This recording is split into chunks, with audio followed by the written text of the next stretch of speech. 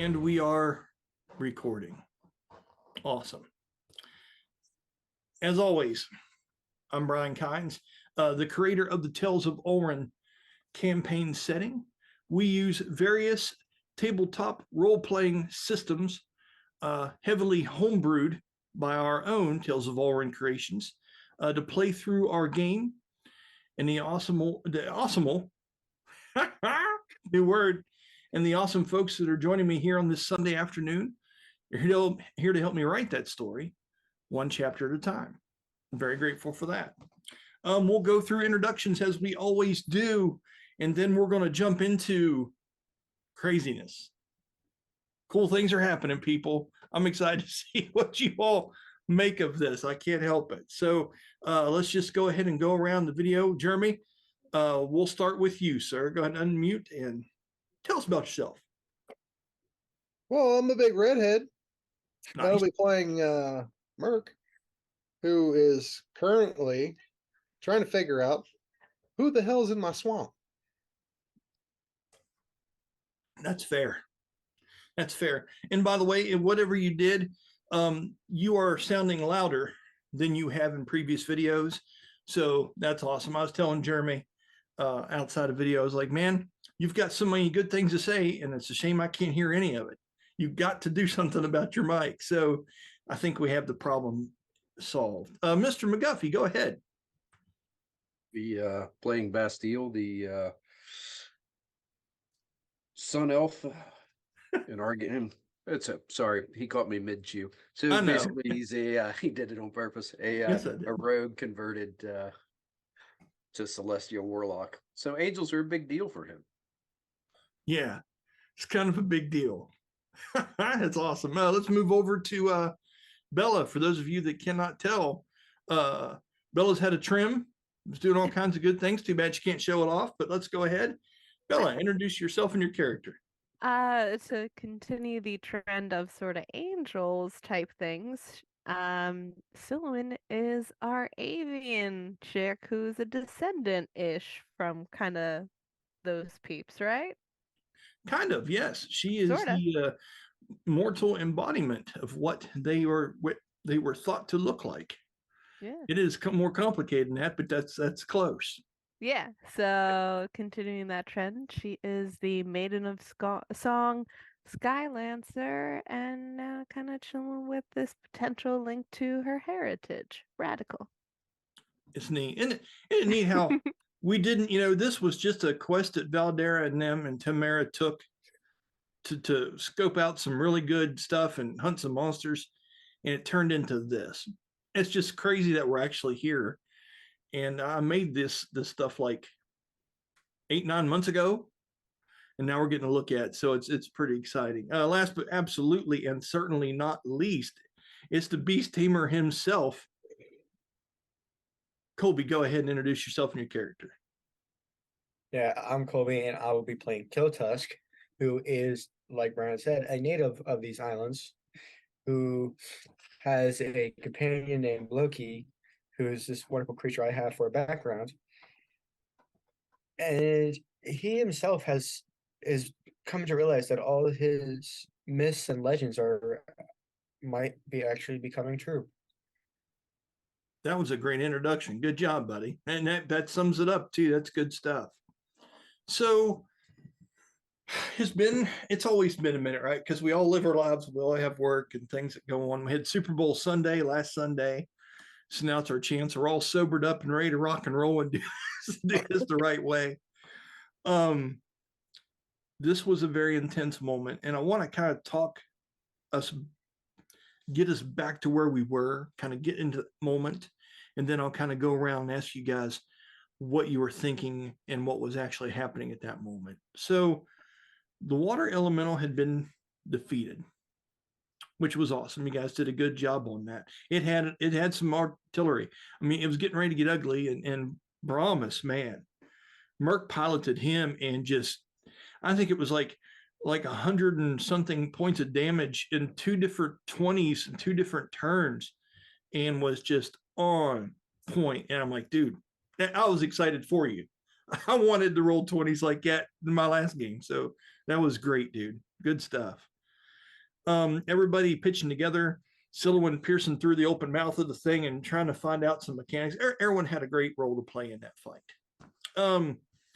Once it was diminished and we saw that the spirit of an Atlati warrior that had a Pinocchio on that looked very similar to the one that Kill Tusk currently possesses, we kind of got the idea that that maybe was the spirit that was embodying or puppeteering this water elemental. As we saw his spirit kind of fall and vanish, as we saw the water elemental version of almost Yeota come up and embrace him and take him away as he had served his purpose. After that, the room was cleared and you guys had collected enough different materials and medallions and things to activate this. And as lightning struck from all the 4 different pillars that's surrounding this very Brahmas looking thing that is not a construct, but an actual seraphim body, the lights came on. And there was a bit of a conversation that took place. The lights came on and they shine right through my bedroom window. Yeah. Real interesting. So I went ahead and gave Karsu some graphics. She has a image now, which is pretty neat. I went ahead and I think everyone other than that character being altered is in the same spot as they were when we last played this game. So I remember briefly Silhouette talking about being able to travel into Brahmas once again for expedience at some point. There was a conversation about that. I remember Kill Tusk just standing back, taking a lot of these things in stride. And if I'm not mistaken, did this being that's inhabiting this thing, it gave you a name and let you get an understanding as to what it was, correct?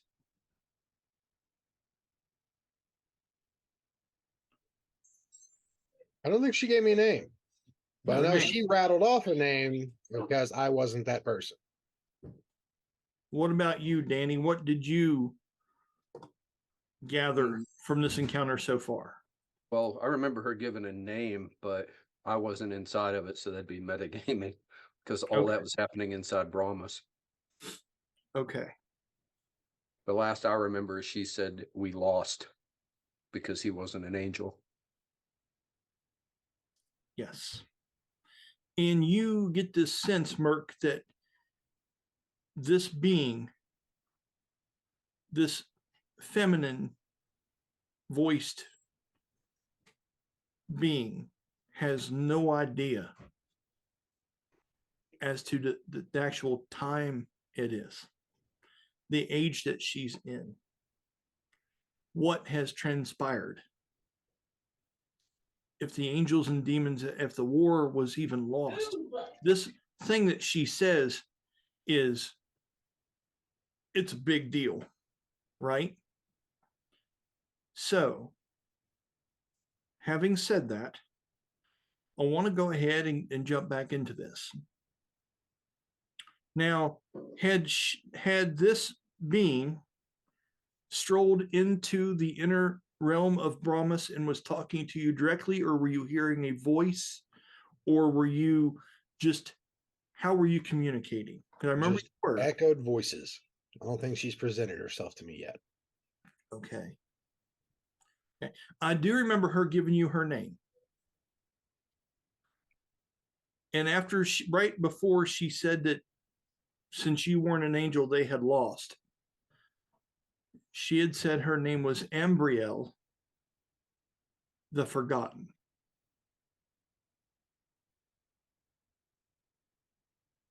Okay.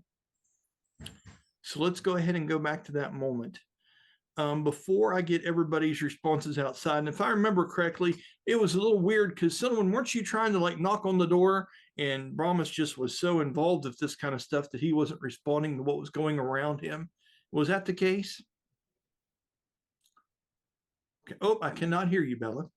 I think Yeah, I think it was like pretty sure where like we were outside. Bass was like being like, I think he was like this before when he was having a conversation, and then she was having the, all right, well, I'm giving him 5 to 10 more minutes, and then I'm figuring out a way inside.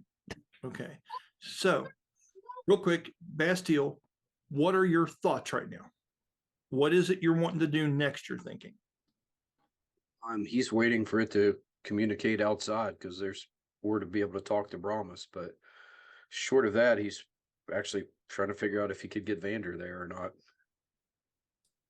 Okay. With that, Colby, what is Kiltusk doing in this moment? As you know that there have been conversations between you and Karsu during this. Whatever moment's going to happen, it could be happening soon, whatever that is. Is there anything, and I don't want you to act on it yet, but I want you to get yourself ready. And in this moment, as we're having this scene, I'm going to be focusing for a few moments here on Mirk and the interaction with this being, this thing that is inhabiting this other seraphim, this potential angel. So I want you to think about that. Tell me what Kiltusk would be doing in these long few moments, or even what you're thinking. I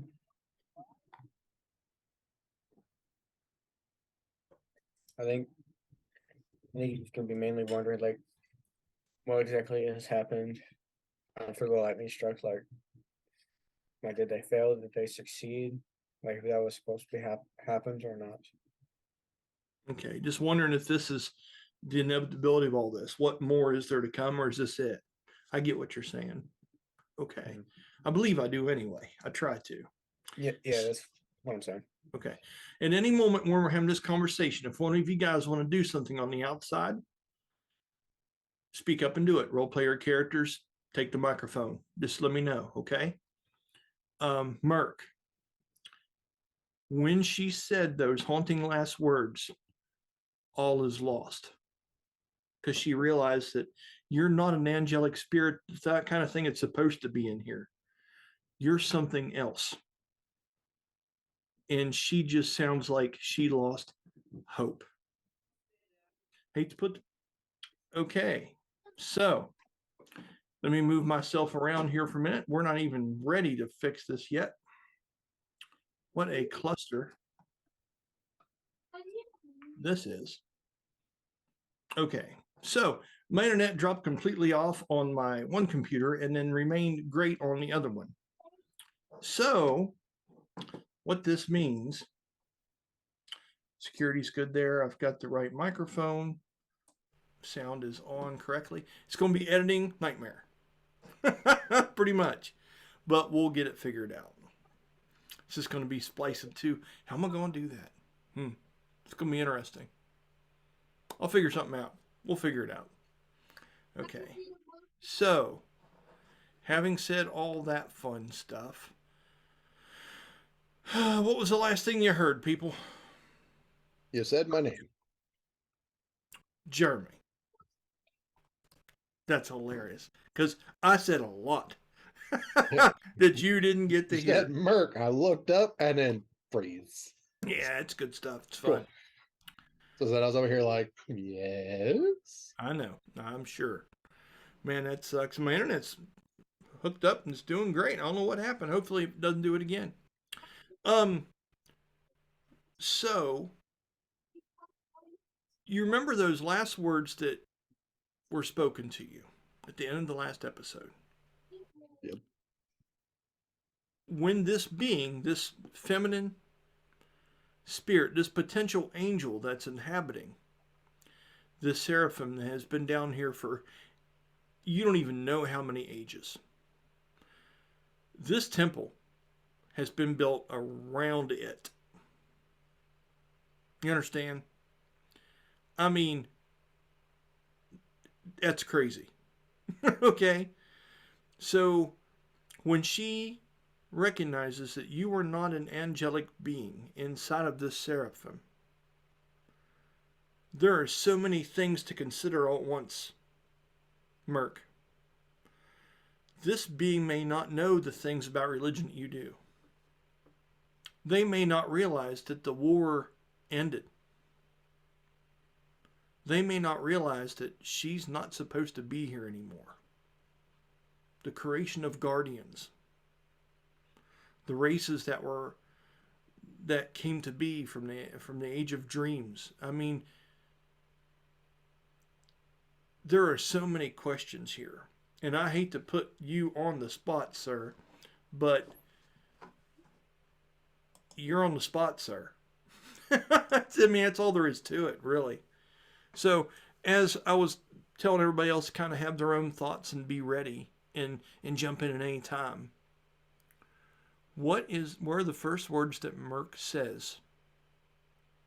And where do you focus these words at as these sounds seem to be emanating? And didn't we also mention that there were parts inside of this place that you would walk to the outside of the main central room that you control this from, and the inside of your seraphim had awoken, and you are looking into a inner stairwell that was infinitely large.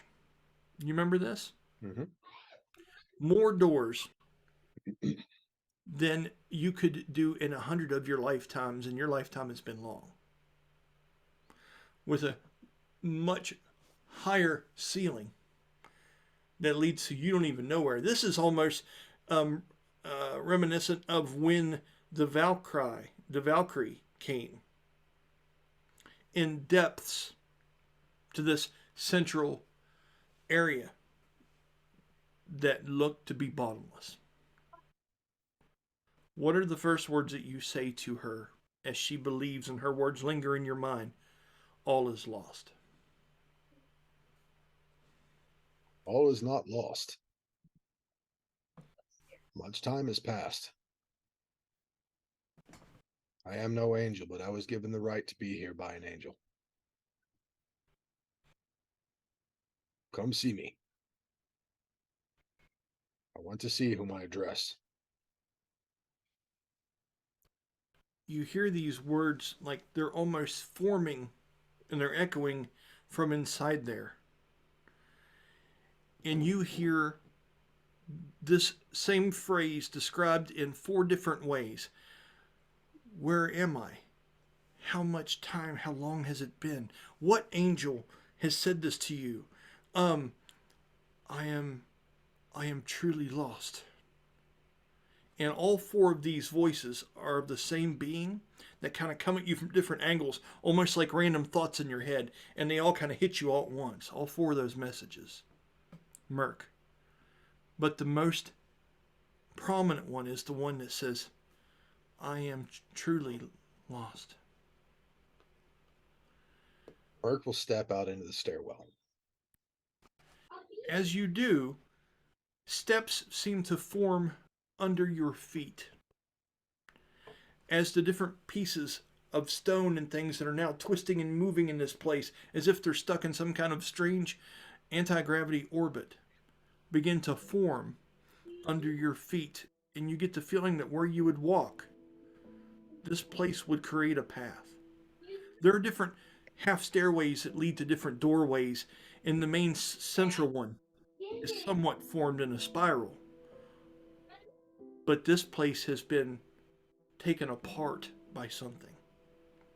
It's odd, it's poetic and beautiful, but in the same way, it's also chaotic and not what you're used to. Where are you heading? Mostly just out to the middle of the stairwell. Okay. And Mirk's going to put out his hand, kind of up above.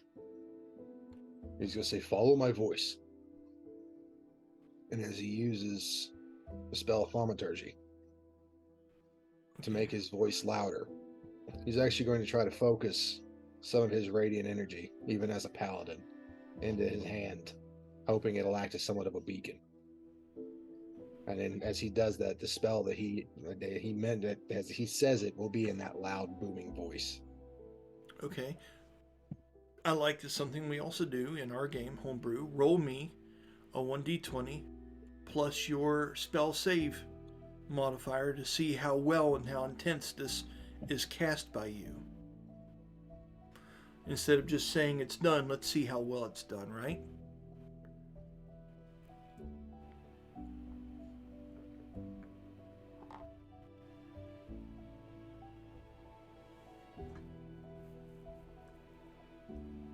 Yeah.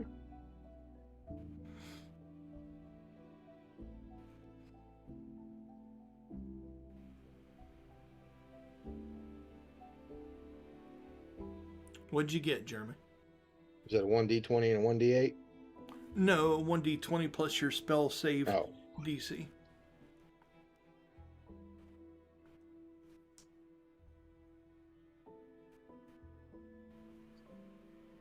Be a...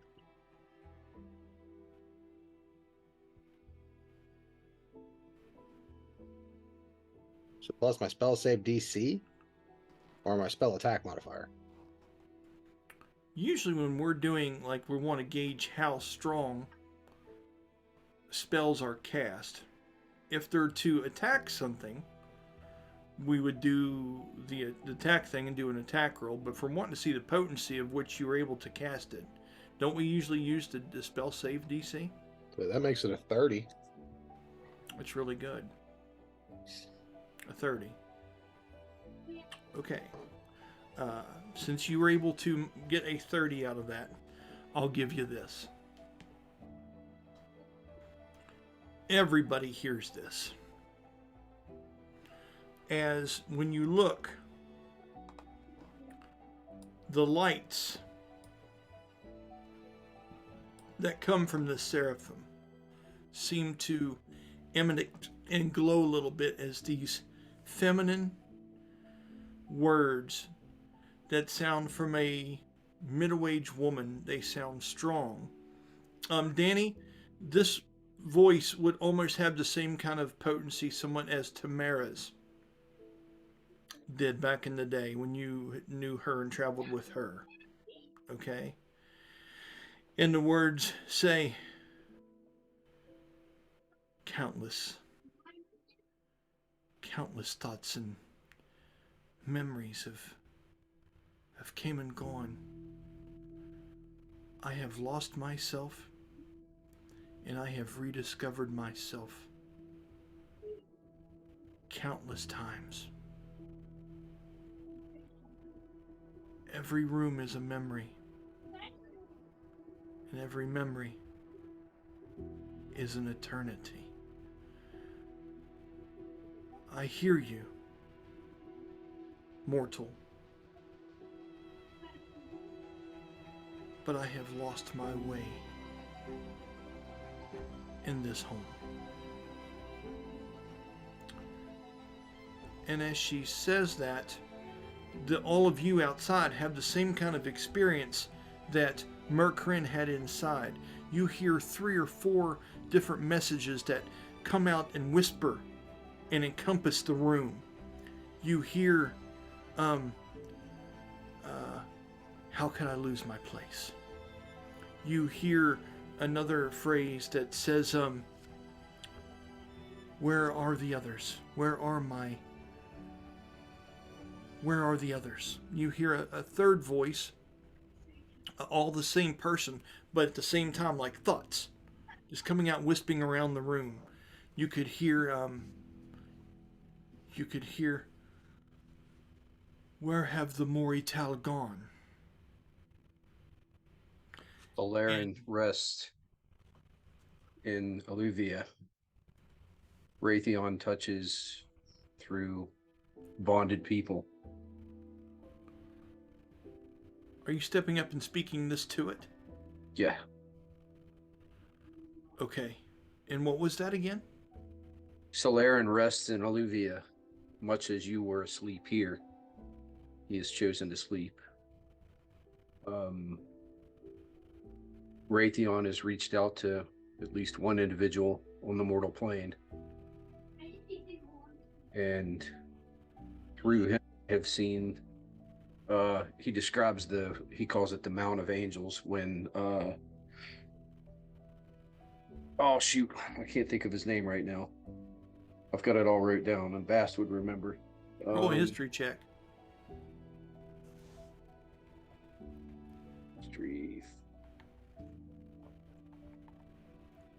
Dirty 20. What are you wanting to know? The lead angel that was in the chair when they were talking about war and everything, and then they looked over and realized that I was watching a long time ago when I went backwards in a vision. I don't think there was a particular name that I can think of. I wrote it down. It was started with an A. Ardanian. Oh, yep. Okay. That is a name of one. That's interesting. I'd forgot you were privy to that. When you say these two words, Jeremy, things start to rotate and become alive in here to some degree. And you see at least 10 different doors begin to emanate light from around them in different places throughout here. Okay? These are all doors of which are new. Of the countless thousands, you see 10 around within so many yards up and so many yards down that have begun to emanate light from around their seams. And it echoes out into this darkness. And what's crazy, Jeremy, is when that light emanates this hallway and things like that, you realize that for the first time you're looking on the outside structure of a wall, and it looks like you're inside of a watchtower that you can very distinctly remember being at, stationed for a while, that was built onto the bottom or on the side of Tyr Mountain. And you remember, now you're having a bit of a flashback in a moment. You remember long days with barely any food, being brought down and served wine by avians and different kind of beings alike, trying to get you guys to survive the wait, and looking out into this large and long fog-filled canyon and all these long fields, just waiting, knowing that the Draken were coming. And you are in the physical side of that watchtower as you stepped out through that door, now that lights are being emanated from these doorways. And not only that, but you see off in the distance there are many different other structures. And there are many other different towers. And they all look like different places. You can see the reflection now. It looks like a place that looks like maybe the main tower of the kingdom of Old Gemdar. You can also see a place that maybe looks like the home that you left behind when you joined the Blackwing Guard. And the one most breathtaking thing that you would see as this illumination just opens up things in the distance that you never even thought were possible. It's like looking at stars in space that you've never seen before. You see a large, slow moving, flying fortress that just seems like it overwhelms you all of a sudden. Just the thought that something that enormous is in here doesn't make sense. And you just feel the presence of it, and as it moves off in the distance a good 500-600 yards, the size of this thing and the way the doors kind of move around it, as if a boat were going through water and buoys would part and some of the stone stairways would start to break up a little bit slowly and then reform and reconnect back to their respective doorways as this darkened, forgotten flying citadel drifts. Roll a perception check for me, Mirk, one more time.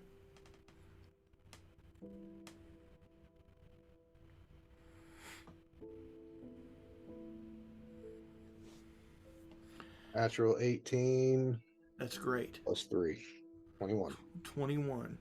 This is what you folks would see from the outside. Okay. So Brahmas is emanating this spectrum, this power that's around him. It looks like different kinds of mechon gears and radiant energy that kind of seeps out and makes him glow. You see the exact same thing come out of the seraphim that stands in front of him. Let me go ahead and give you all that real quick, and then we'll move forward, okay? Just a moment. I apologize. As beams of light and things start to shine from this, and the lights begin to pulse from the eyeballs of the being. Once again, the energy arc begins to find its way across. And something seems to be happening. There's some kind of reaction. In the distance, you can see one singular, barely flickering light at this fortress way, way off in the distance. Mirk. Almost like a firefly that you see way off in a distant field as when you were a child. Just a flicker. And it's on that large continent that is just floating through space in here. Okay? People to the outside, what are you doing now that you're hearing these words and you're seeing this interaction? Danny, there's no voice responding to you at the moment, but this is all kicked up and began. Kiltusk, I'll start with you since you're the closest one there. This energy does not seem to be harmful in any way, but it is happening. What are you doing?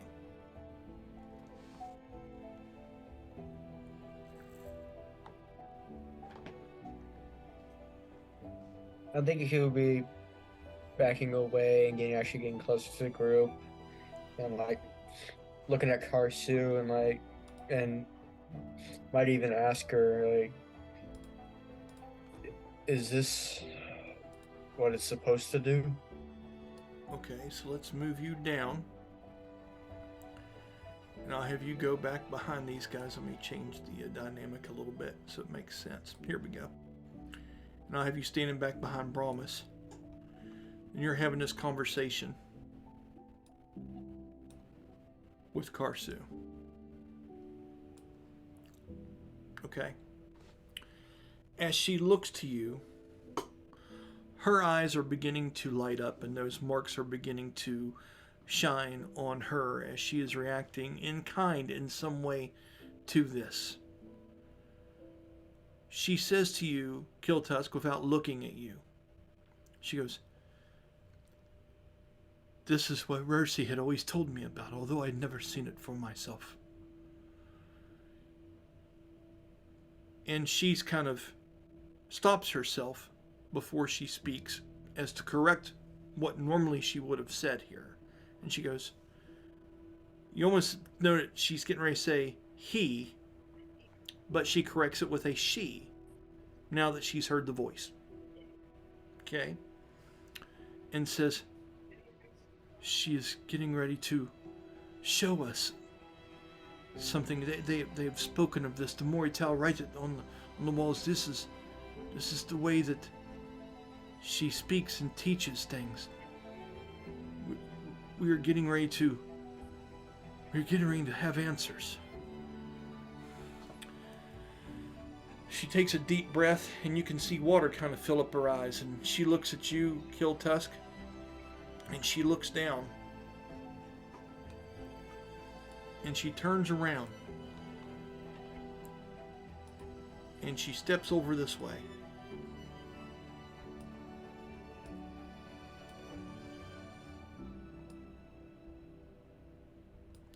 And she lowers her head. And she says, Yeota, I'm ready. I'm ready. And when she does that, another image fills the room. Okay. Just a minute here.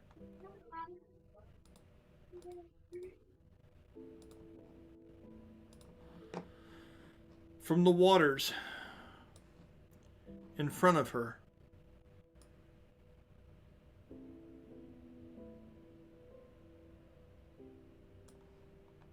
the image of Yeota comes into view. But this time when she does, in this spectral form, she becomes a little bit more than she did before. She's not quite as transparent, as if she's getting close to being part of our realm. She's not as distant as the spirits that we've encountered in this place. And as this happens, she gently moves over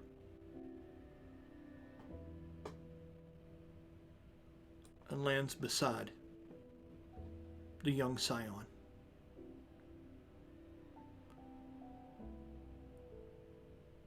She reaches out her hand, and she has a smile on her face, and she tilts her head ever so much, and she begins to shake her head back and forth in a no pattern. She goes, "Are you ready?" What's everybody doing?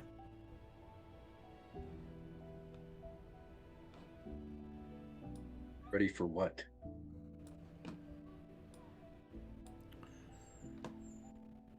As you say that, the young Psion turns to you over her right shoulder, Bastille, quickly with her head. And she looks at you, and when she does, it shakes a tear loose. Emotionally, she's not showing that, but it does, and it shakes it loose from her eye. And she looks to you, and she goes, Yeota has to be given away back to learn what Baka has to teach us. I will give her that way.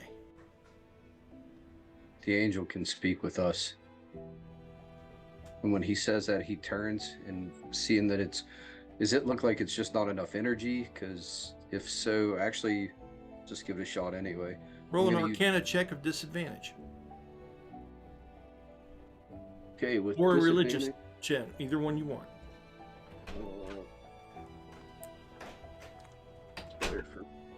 Okay, that would be an 18 with disadvantage.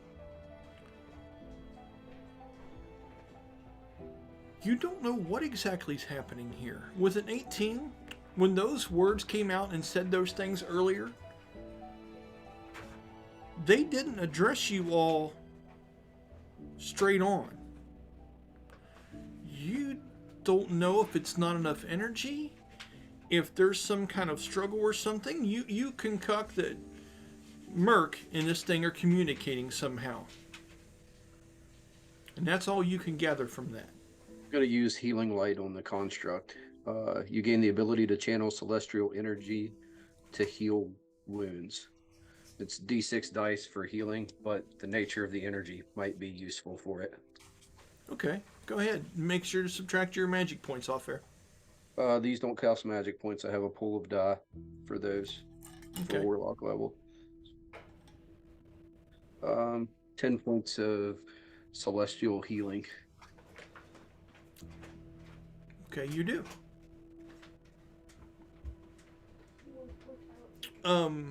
As that happens, Silwyn, is there anything you add to this equation as you see Bastille kind of urgently not liking maybe where this is going, and begins and uses his celestial powers and casts something on the Seraphim and is kind of looking for some kind of response? You see a bit of frustration on Bastille as things are not... This isn't the solution that he foresaw. Did I hear what Karsu had said in response? Absolutely. So I think she may kind of just be like, what exactly are you getting, kid? Like, what's going on? Like, and you would have heard the else? same explanation. She looks to you. And to you, she gives a bit of a grin and a smile. And she says, Silwyn, you've helped this all come to be. I would not have made it this far had it not been for you, for all of you.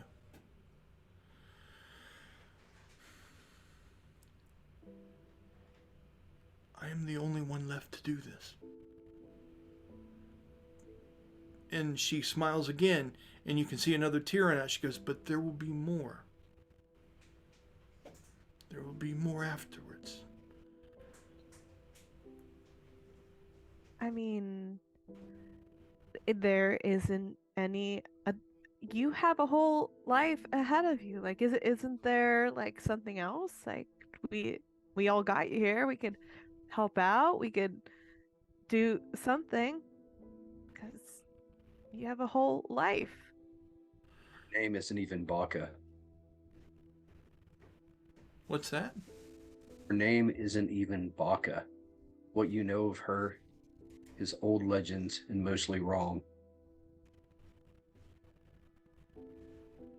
She looks back over to you for a minute and she wipes her face. And she looks to you. She goes, a name does not change the way I feel about my God in my heart. A name is just a name. What does it say about Baka?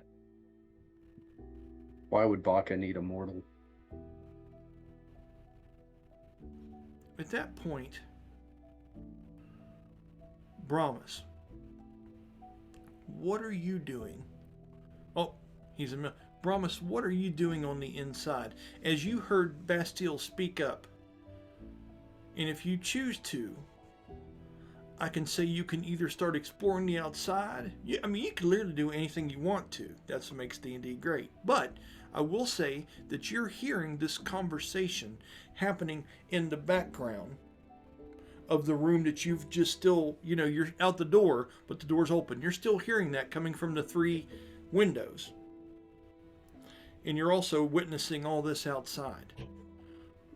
What are you doing? Mirk's, he's in between it. So I guarantee it. It's he not wants to be easy. a part of this conversation outside because he knows this is a big deal. But he's also perplexed because he's not 100% convinced that, yes, everything that he is seeing down this hallway is part of his memories. He's not fully convinced that they're just his memories. Okay. He's got it kind of tumbling around in his head. Was she there? Was she a part of any of that? You tell me what you want to roll, and I'll maybe give you some clues as to that.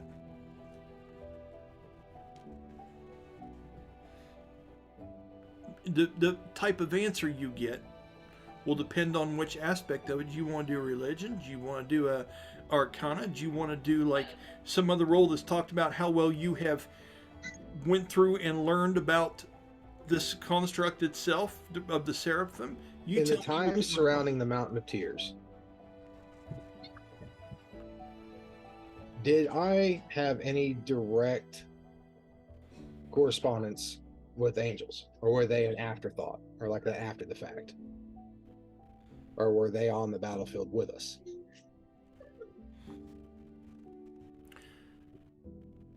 Roll a history check.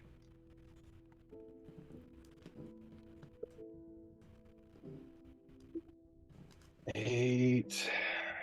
It's an 11. Okay.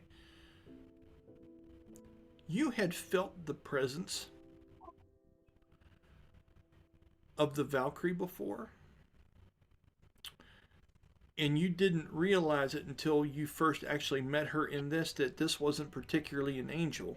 This was some kind of spirit. This was some kind of emissary that was reaching out to you, as it was very confusing for you back in those early days, Mirk, because people didn't communicate with Alluvians, or as we call them, avians.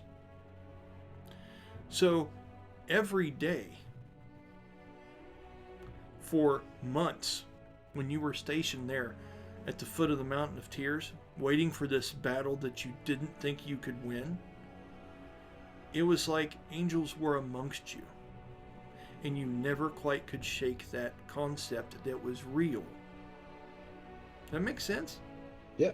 Yeah, that's what I'll give you with that. I think, given all of this, and I would think that, seeing the different places would start having him kind of thinking about memories of those places. Yeah. And I would like to roll insight, not to fact checker, but just to insight the voice. Can I place that voice? Go ahead. Because at that time, I would have just been a peon to somebody like that. They would not remember me. But being that he was young and impressionable, he would remember them. Go ahead. The higher you roll this, that's a natural 20 for a 26. That's fucking awesome. And I wish it was better news. But I can't just change things because of a 20. God, I feel like such a bastard saying that. But what you discern with a 20 in your insight into this, and you're piecing this together, whatever the angels did and whatever the demons did, you're dealing with someone that missed out on all of it. The reason you've never heard this voice is because she didn't make the pact that started things in motion that the other ones did. She has been taken out of time and out of place. And that frightens the shit out of you now that you've realized it. And somehow, her being lost in this seraphim and being down here in this tower, dormant for all this time, you can't imagine how many thoughts. You know how big you made your seraphim, right?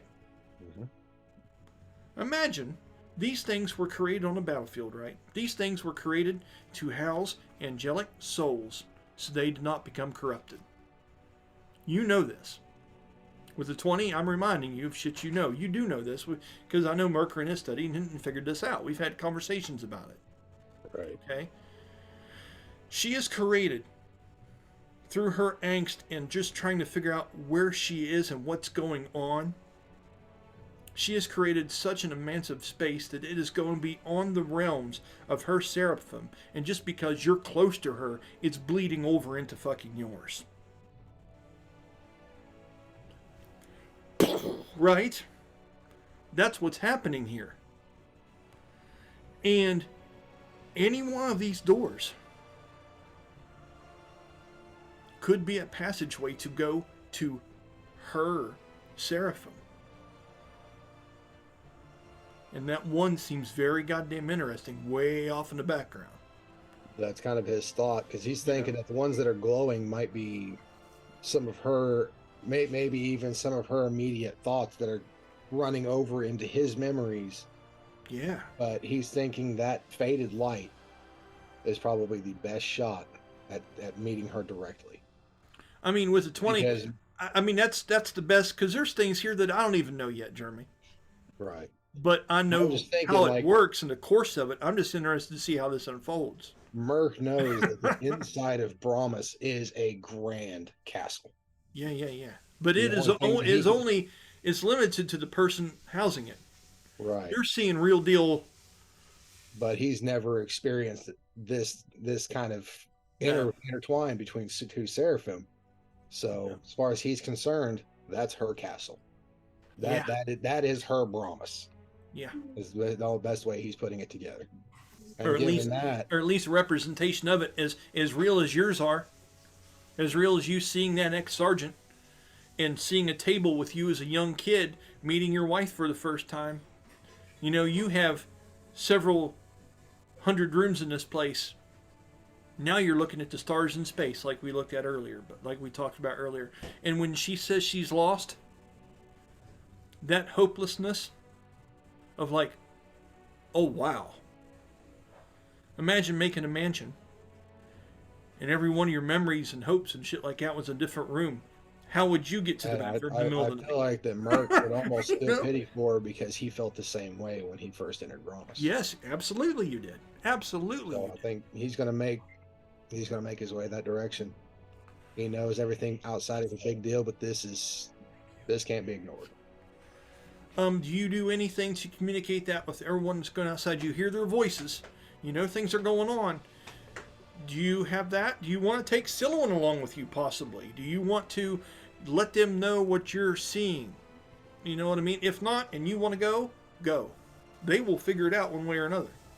I'm just letting you know that that is in the back of your mind, because you're very protective of her, and you are in the moment there. You got drawn into this, but like I say, you're in between, bud. So I want you to be very considerate of everything going on, and just tell me which direction you're going. And, you know, for now. You know, it could always change. This is a fun episode. This is going to be crazy. I think he's going to go back to the windows. Okay. That fortress ain't going nowhere for the moment. So, as you're walking up there, you hear the, not contradictive words, but the words that are being said firmly. It's like it's not even called Baka. It's like you don't even know of this, that, and the other. And you can hear Bastille pleading a case. You don't know exactly what's going on, but there's some kind of debate. And Bastille is speaking up and saying things, whereas usually he's like, come on, let's go. Hey, we got to do this. This is kind of silly. When it comes to matters of this kind of stuff, Bastille hasn't just came up and spoken as if he's being that tour guide. And now he's kind of pushing that point. There's something that's causing some tension. I'll give you that. Okay? So the last thing you said again, Bastille, was what to her as she was telling you that my God doesn't have to have a name, and a name is just a name. And what was, and then Silouan says, you know, maybe there's some other kind of way that we can do these kind of things. And she thanks everybody for making sure that you guys helped her get here, and she knows that she may be the last one for now. But because of her actions, there will be more in the future. Go ahead. Who's first? Belly, got your hand up. I think Silouan actually may be like moving to like her like side, like moving next to Karsu, and being like, yeah, I mean, like everybody did it alone before, but you're not alone. Like maybe there's something like in my heritage, or maybe something that like Mirk knows or Bass knows. Like maybe there's another way. Do you think? And I think she may try to. This is not the first angel I've spoken with. He looks to Yeota and he says, would you rob this child of her life just to have yours back? If there was another way. She turns her head the other way again, as she's still looking at you, but she's not speaking yet. And she looks down at the Psion. And as you can feel, the Psion wants to engage with you, Silouan. She wants to look and say something at you. I gotta do something. I want you both to, who's gonna roll it? Who's gonna roll the persuasion check? From Silouan and Bastille. Tell me which one of the two of you wants to do it, and I'll give you advantage on it, because you're both working together here. Fast, because my rolls are notoriously awful. Okay. Tell you what then, if we're going to do that, why don't you roll, we'll add my bonus to persuasion. Make it fair. I mean, hypothetically. She's like, Danny, don't you know? Don't you know My how rolls this are happens? so bad. Colby's like grinning from ear to ear. He knows what's going to happen. So Roll what them dice, happens. Stella. Come on. Danny can do it. It's fine. Hey, it's just the future of her life. I mean, it's not Got like it's a big advantage. deal. Yeah, well, so would you if you rolled. Like, You have advantage. Look, if you roll a 1, Okay. he's got a plus 18 as a bonus. I mean, come on. On pretty much everything. But a natural one is a natural one. There's nothing you can do about it. No bonus is gonna make that better. Danny got up on that one. He's like, no, look. I got a flying squirrel in the house. Dude, if that's not a sign, there ain't one.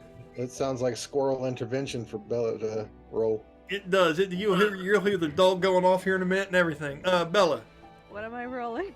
A 1d20, and when Danny comes back, we'll add 37 to it and see what happens.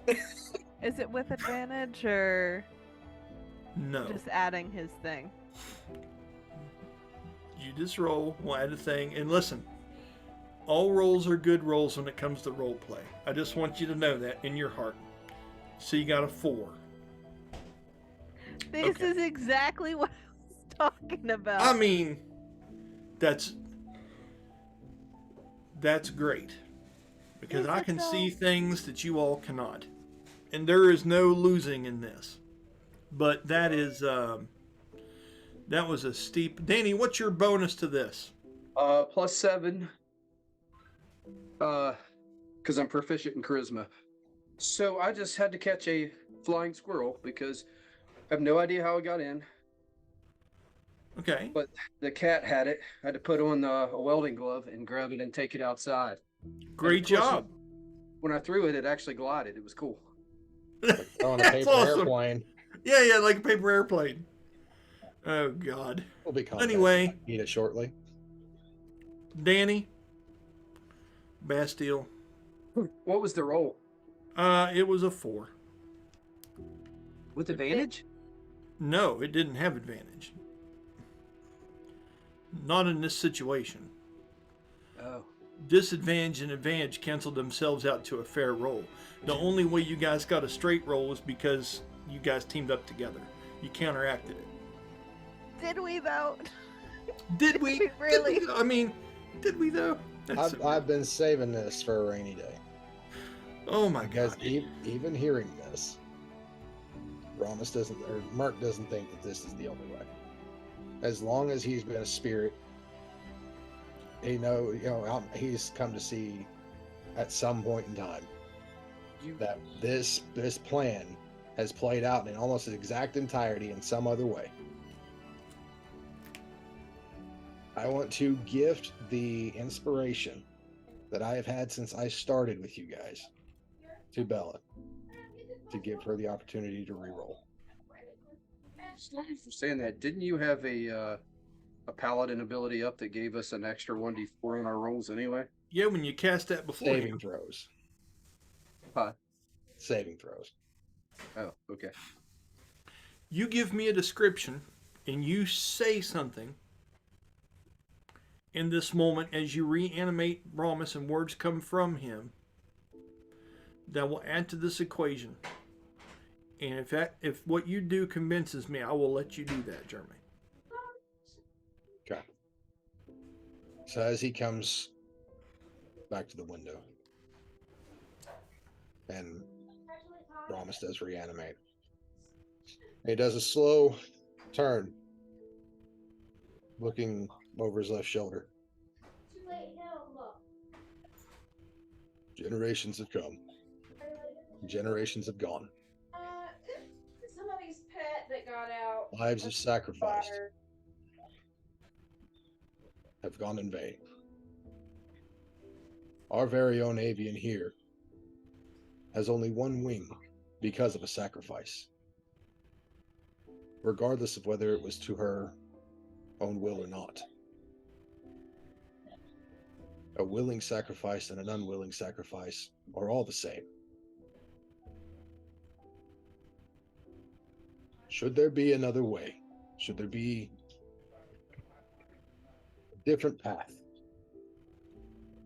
It should be explored before one's life and innocence is cost.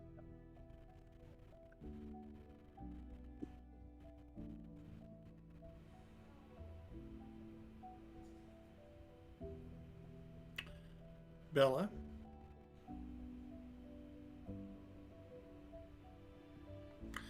I want you to roll again. Do it now, and let me know what you get. There isn't a way to make fast rollers. Has to be me. It's you. Okay. 17. Much better than 7. 4. 24. Okay. Bastille, it's funny, and I'm not doing. I had this planned, so I don't want you to think that I'm trying to undersell what your character's trying to bring to the table here. Okay. So, between Silouan and Bast, with that 24, you can see the crack of a look of doubt in Karsu's expression.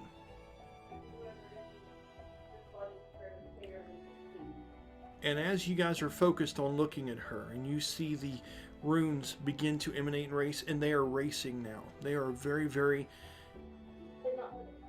luminescent. They are really, really active, almost to the point that you see her character's picture there on that token that we use for her character. And out of nowhere,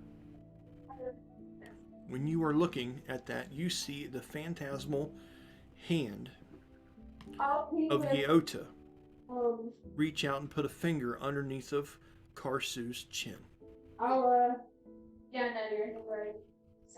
And it begins to, and she has her head raised up, and she closes her eyes and she opens them up again.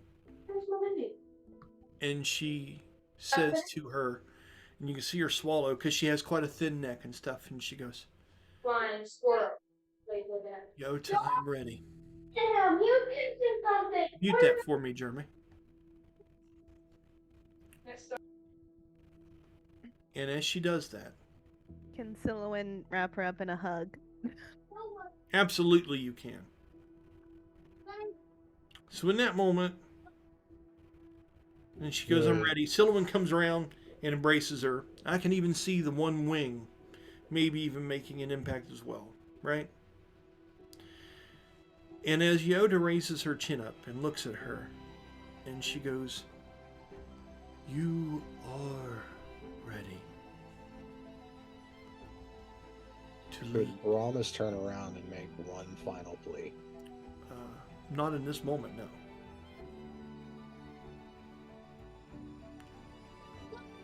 Because the word she said was to lead.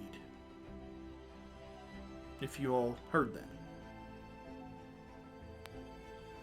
He's an attack mode. And as she says that,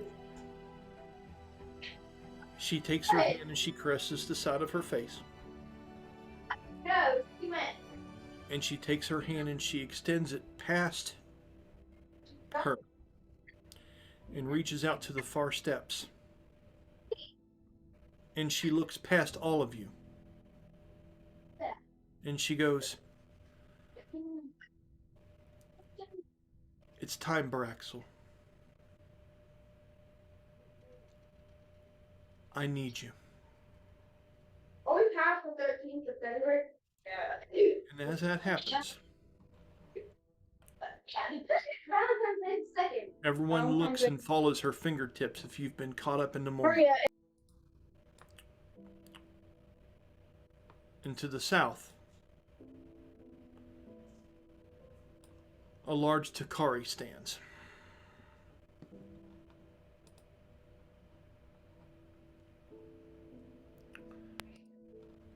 As it transforms and takes back on the mantle of Baraxel,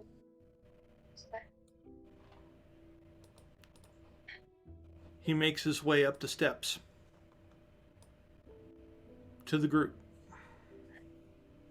You can see the remnants of the blood of Vizillions on his flesh and on the body. You can see that he has been battle-worn and he has been triumphant. Kiltusk, as he would walk up these steps, you almost find yourself having a hard time to even breathe at what this looks like around you. And as he does, he walks up and he walks past Bastille.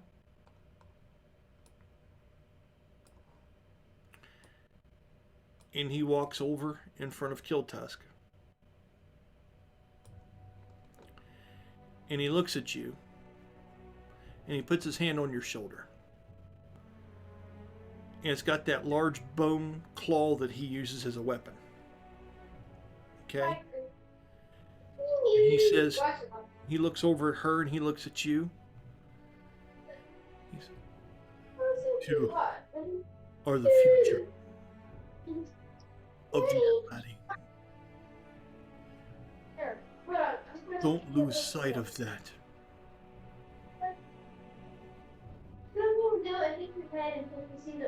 "I'm ready for one more hunt." He coughs, and you can see a little bit of blood come out of the corner of his mouth. And as you look upon the white ivory floor, you can see that he's been injured pretty badly, but he's still functional. And he looks proudly up at Yeota, and he says, "I have heard your words, Psion. And if anyone can find this being, it's me. I'm ready. Take me." And he looks over to Brahmas. And he looks up at the eye sockets in your head and he goes, "There is no forest vast or dense enough to keep me from finding what it is I seek. This is my time. I just need you to take me to the door." Takes his hand off of Kiltush's shoulder and he says, "You two are the future." And he reaches over quickly to grab her hand. I'll give you all a moment to react or say something as you're all like, "My God, what's going on here? What's happening?" Okay. I'll start with Bastille. If there's anything anyone's saying, and if there's not, tell me your thoughts. You want to seek the angel and bring it forward? So is that what you say?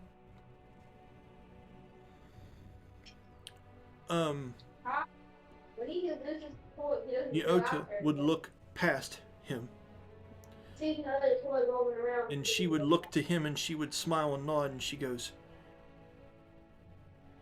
"Baraxel can find her wherever she may be. I will guide him.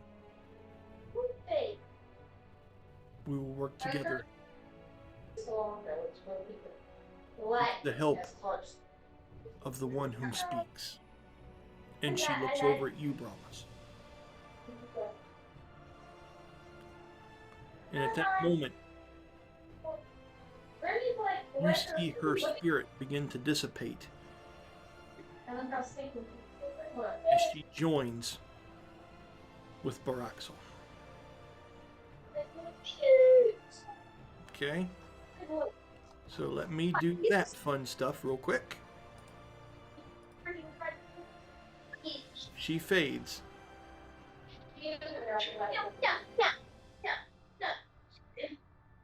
And now that same glow she had about her eyes seems to be inside of Baraxel, as he has that same kind of glow, the same type that the Psion has. And different markings begin to look upon his face and his arms as they did with her. And in the silence of this moment, you can hear the blood that was dripping on the ground come to a slow stop as a couple drops hit the marble, and then it stops itself.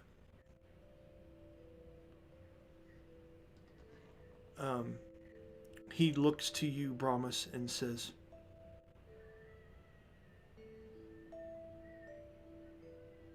"Show me the way, and we will find her together."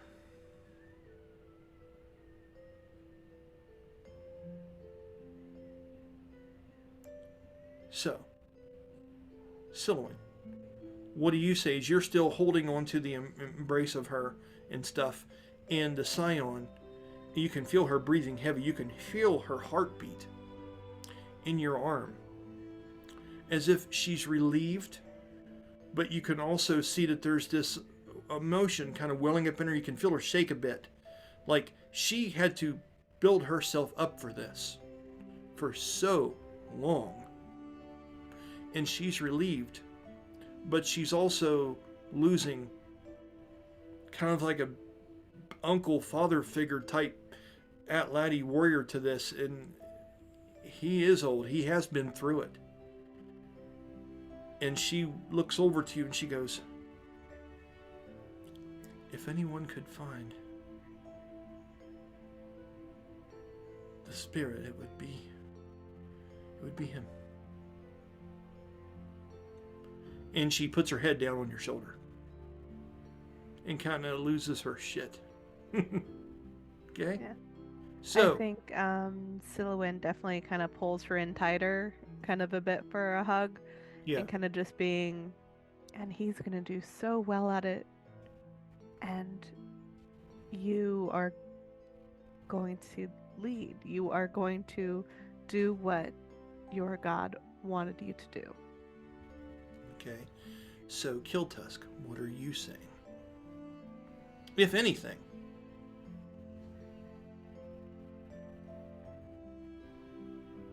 I don't think he'll be saying anything. If anything, he'll be taking in what Broxel said, and knowing how I think a spirit said almost the same thing to him, saying that he was the beginning of the Atlanti. Yeah, he is like the. I mean, I can't even tell you what he represents to you. You know what I mean? It's this overwhelming pride of knowing that he's wanting you to fill in steps, as he's always done. And he always wanted that for Shikoma, but he never really focused that so much to you, Kiltusk. He was always talking about the way he believed in Shikoma. This is the first time he's ever went straight up and pointed at you. You know what I mean? And the moment is huge for you as far as the tribe is concerned. It's big. It's a big honor. But it's also a big order. You know? Bast, it would seem that Broxel needs to get into Brahma somehow. And with those words, I don't know, tell me how you feel. Are you kind of relieved that this happened this way? Or are you also thinking maybe this is also not a good idea? What are you saying? What's your reaction now that this has happened? Ross is probably wondering if he should go, but he's not real big about jumping into going for a swim in Brahmas. Swimming together, but I mean, give him a sponge bath. I mean, you guys are pretty tight, right? I mean, shit. So, with that, Brahmas, you're kind of picking up what they're putting down here. What is your reaction to this as it's happening? As it seems like the spirit of Yeota has joined in with him to be his spiritual guide, to join with him rather than taking him completely over, right? But she's part of him now. And he's wanting to go on this hunt for her, for Ambriel. He just needs to be given the way. So what would you do in this instance? He would turn his head to meet Braxel's gaze. You fought as a valiant warrior. It would honor me greatly if I have you wander my halls with me. That's awesome. He nods. Bass looks up and he goes,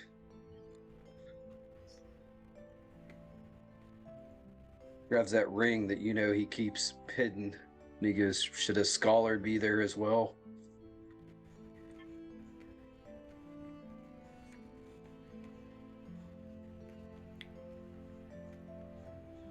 And you know what he means when he says that, but no one else would catch on.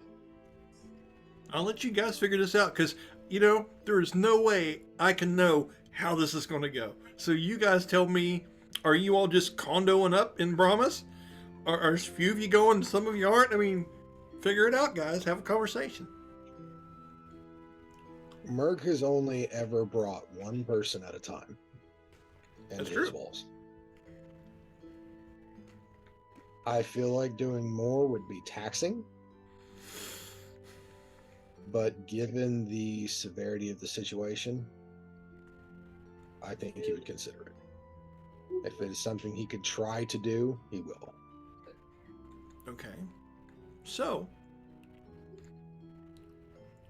put that in the words for him and then tell me how you guys are going to try to do this shit.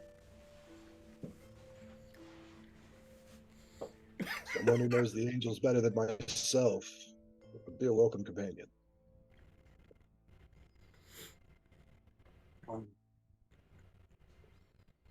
Raytheon. Are you praying to your God now?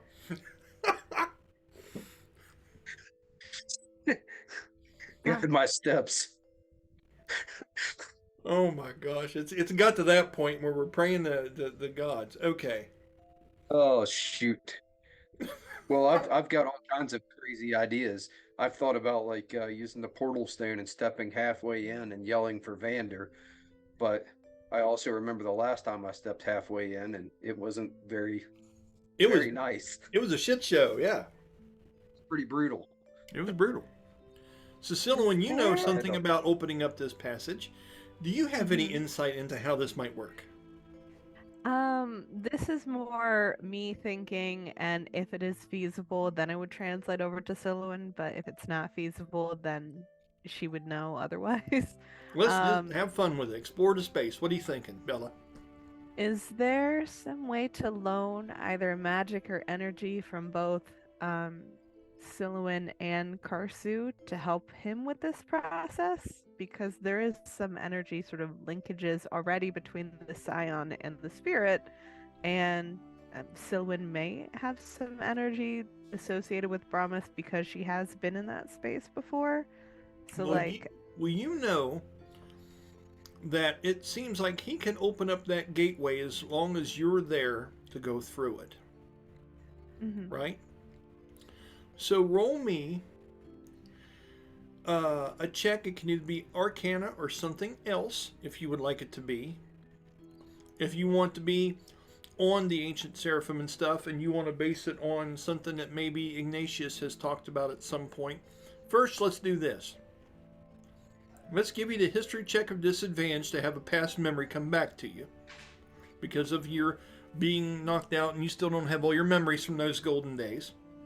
Let's see if you have a moment here where something becomes clear to you. That would be very cool theatrically. Okay, you said it's what check? This could be a history check because it may be something you and Ignatius had spoke about as he was delving into the Seraphim and talking about all the things that he was finding up there in the city of Alluvia. And you said it was with disadvantage? I did, yes. Okay, so I rolled a 17 and 14. Okay. So 14 plus the intelligence modifier of 3 just brings it to 17. Okay. It's over a 15, and that makes your game crafter happy. Okay? So, with that 17, you know and you can remember, you can see Ignatius's voice. You can see his face, you can hear his voice. You remember the hair just being white. You remember some feathers growing in it. You remember him just looking over books, and at one point, you had some training to do. You know, and you were going to meet up with Brahmas. And you're going to do that, but you were running late because you were trying to help him work on some material. And he seemed extraordinarily stressed out and really, really deeply diving into something on this one particular night. As you're having this memory, just trying to rack your brain as so you might be able to make this happen. Okay? And as you got up, finally, as you'd been wanting to get up for like the last hour, and finally, you got up, and the second that you had that notion, and you'd been sitting there thinking about practicing inside of Brahmas and talking to Mirk and going to that room and getting your glaive out and getting ready to do some things, that as soon as you got up from the table, the portal appeared. It was there like that spiral staircase that has the illuminated handrail that just goes down into this, like this gate opens. And in that moment, Ignatius kind of took off a spectacle as he was looking at some fine print, took it off and set it down and looked at that.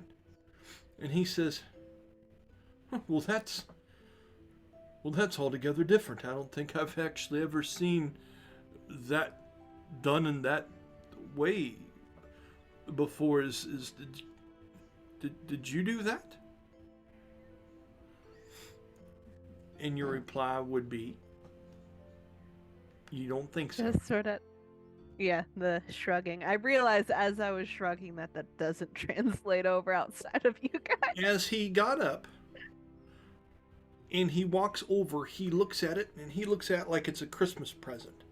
And he's just grinning. This very calm and very intelligent way comes over top of Ignatius when it comes to dealing with things like this. He delights in learning things like this, like a child opening up a Christmas gift. And as he goes down, he touches the rail, and he looks back at you and he grins. And he looks back at it again, and he puts his foot down inside there, and the foot kind of disappears, and he pulls it back. He goes, this is incredible. And he walks past you, and he kind of brushes over to you, and he starts writing down stuff. And he says, you've wanted to go for some time, and I understand that. I have many things to write down now. Go to your practice, and for God's sake, eat something. He goes, you're going to have your armor resized, and your uncle can't afford to keep giving you the broken armor that the Blackwing Guard says they don't need anymore, is beyond reforging. And he starts writing down things, and he goes, until Mirk and I will need to speak with him soon. And in that moment, you kind of remember that you opened up the passageway to him because you were familiar with doing this. The Seraphim learned from you. You know what I mean? It is a living, breathing, not exactly breathing, but it's this living thing. It has a conscience, it has a divineness and a spirit about it. And you, going in, it has learned to open up this for you in that moment with the 17. You may be the key to just opening up the gate altogether because of your ancestry. But you don't know if that means only you're the only one that can go in it. You've never really thought about it that way before. It's always reacted to you, and we've talked about it, but honestly, if you look back at the episodes and things of that nature, you just now had this memory from your amnesia, from that big attack that hit you. And now some things are kind of coming together for you. What do you do in that moment?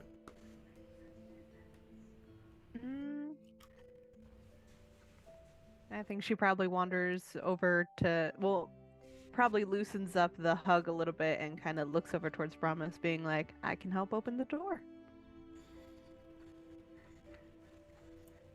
Brahmas, what do you think?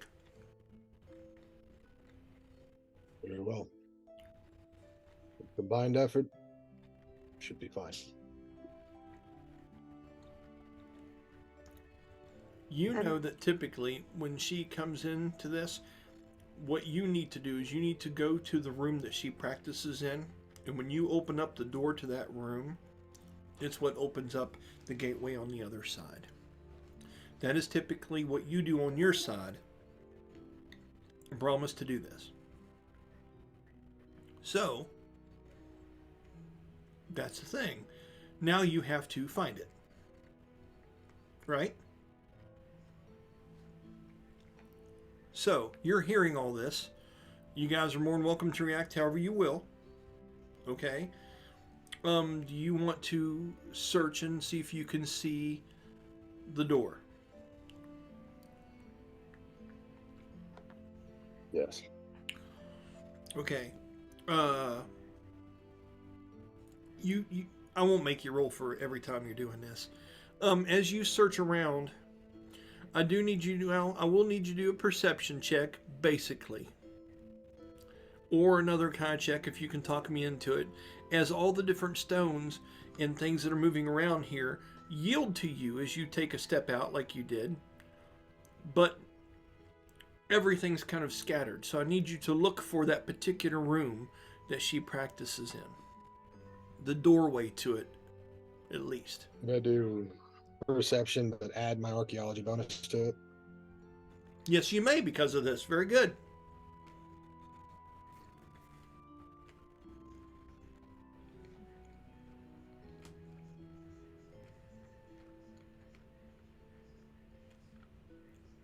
$22. You said 22? Yep. Very good. You do make it out.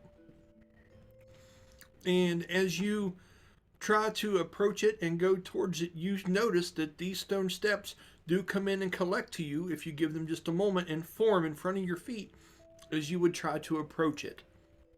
Okay? It is behind several different illuminated doors, but you do see it up and above to some degree. Are you saying anything before you head that direction? To the group? I don't think so. I think it's understood. He's kind of a man on the mission at the moment. Okay.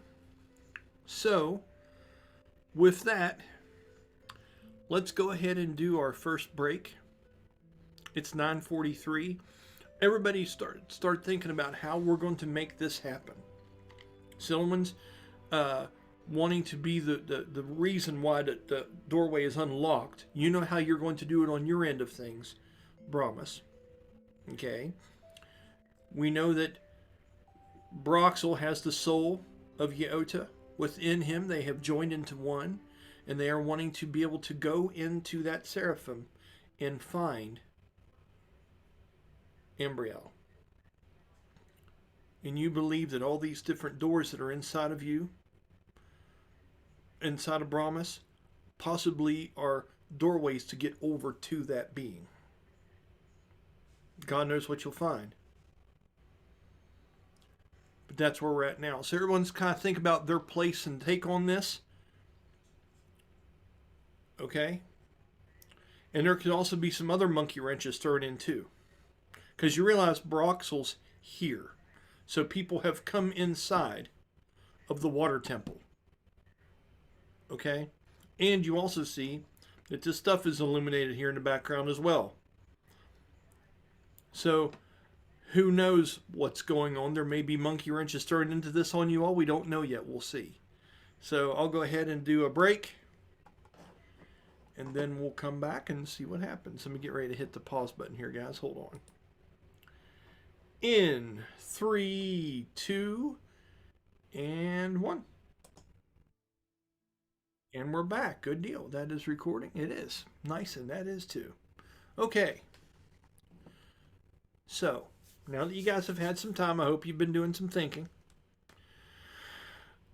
Like we were discussing briefly near the end of the break, the wrap-up of the break, there are things that Seraphim cannot do.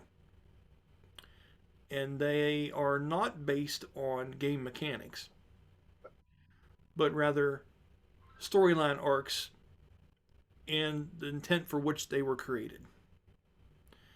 This is a very interesting thing. We have the flashback of Silouan with Ignatius talking about the way to go in now this thing. We've speculated on this for numerous episodes, more so recently than back in the day. And I remember the first time I heard you guys say it. I'll never forget, like, why don't we just all get in Promise? And he's a tank, for God's sake. Why don't we just ride the movies, as they say. And I started thinking about it that many episodes ago.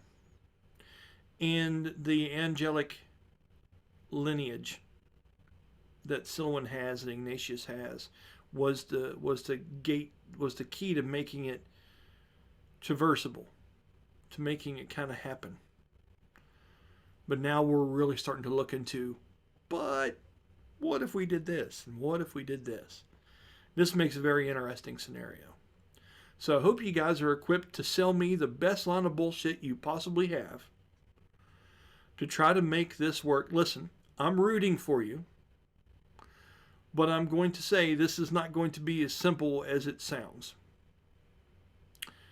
So, good luck, and I will let whoever wants to speak up first and start going, and we'll go through this process of I don't even know if everyone's even going or not. I don't know if everyone's going, if some of you are. I don't know what's happening. So, am I the only one who had clink clink I'm a tank come into my head? I'm sorry. Colby, what'd you say? You go first, bud, because you haven't said a lot tonight. What'd you say, bud? I said I think Kotas would like be thinking like he would mainly be sticking outside because he doesn't see a reason why he should be going in there because he doesn't know anything about what's really going on. Okay, that's awesome. That helps me in a plot point. So, look, good on you, sir. Thank you. You just made my life a little easier.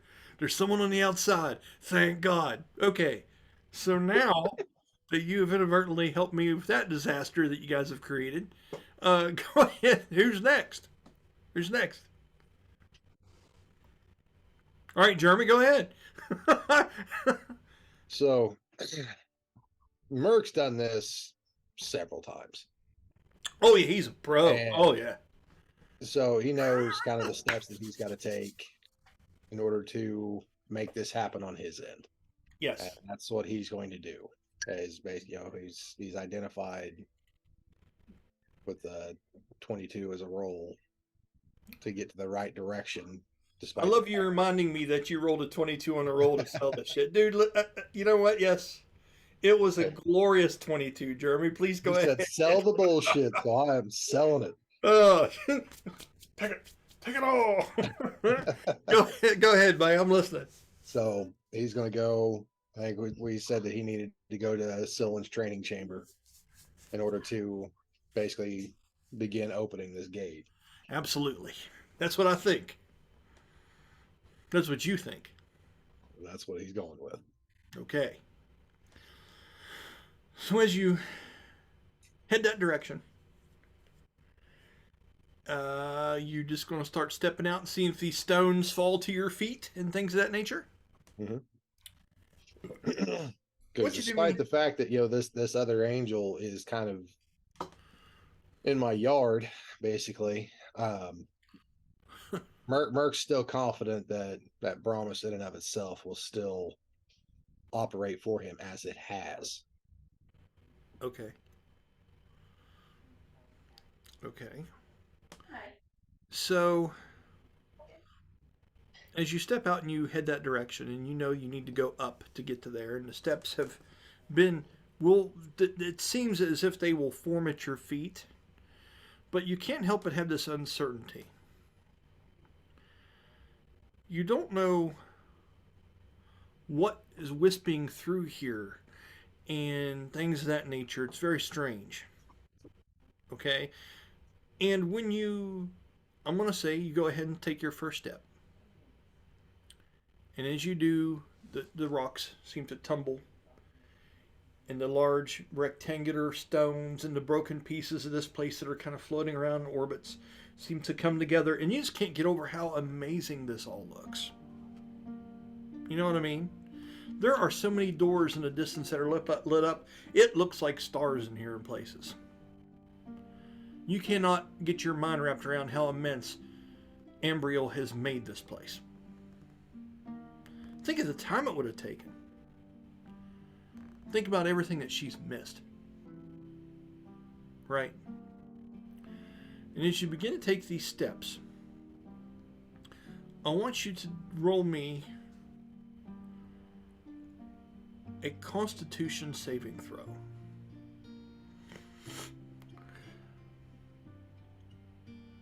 Am I going in now? In a minute. Just because I heard Constitution saving I check. know, I know. And this is Mirk's rolls.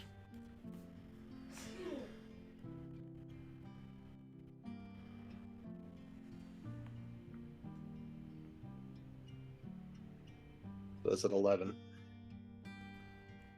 With an 11, you step up 2 or 3 steps, and then when you go to step on that 4th one, you feel doubt inside yourself a little bit, and you have a hard time willing that to kind of happen as you begin to feel weak in this space. Something about the extra complexity that has came with this place requires a great power to be able to traverse it. And you just didn't see that coming. So as that is happening, and you step out through that way, you get a flash, harsh memory with that 11. Okay? I will describe to you the memory in brief detail. Okay? Danny's you're gonna love this shit. As you go to put your foot down on that last step, all of a sudden it's you get this flash, and all of a sudden it is a illuminated place. You feel that you can see clouds below you. Ivory and pearl white gleams off the inside pillars and halls of what you can only imagine is the inside of a flying citadel. One actually up in the air as you were looking through the eyes of someone. Okay? And as you have this moment, when you step on that step, you find your boot going down on the darkened skinned hands of what looks to be like something that looks like a demon. And as your foot was going out for that step, as you were climbing up through there, you find yourself mashing the fingers of a demon so they will fall off the side pillars of this large flying city so they will plummet. And as you do, wham, and you look and you see the mouth open and you can see the pointed teeth and the long horns. And as it's grasping for stones and stuff off the edge and using the power of gravity to try to grab on everything it can, you feel like you stomped on this thing's fingers and you send it plummeting down, falling slowly in through the clouds and then disappearing out of sight. You feel like you're the one that's done this. And inside of you, you take 1d. You take 7 points of psychic damage. Mirk. Okay? And in that moment, I want you to roll me a perception check.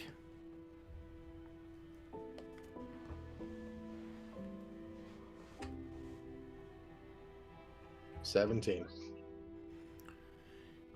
You can look down and you can see silvered boots, almost like a fine knight's kind of boots, and you see this large white tapestry wrap around what would be your waist, and you see a shock of red colored and golden hair fly across your face. As you can hear a voice in the background, as you look over your right shoulder, there is an angel armored off to the side with its helmet half broken off down the side of the face. Blood coming from the face. This has got feathers that are stained of bloods in their hair. It looks crazy. And the other side of this copper and gold colored kind of helmet covers up the face, and you can see the glass that was around the eye protection of it is busted, and you can make out the other eye through it. And it has a large lance-like weapon, and it's shoved down, and you can hear another one.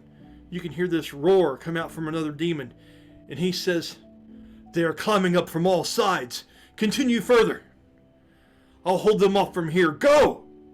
And as he yells like that, you can hear him jerk back, and you can see the dark and skinned hands grab on to the legs and the spear of him as he's fighting off, and you can hear a female's voice panting, like you could just hear the feminine qualities of it as you take off running in fear, and you feel that own fear in your own heart, Mirk. And in that moment, it's gone. And you catch yourself and you almost fall, as the step did not come together for you there because of that vision. Okay? You've got 3 more flights to go.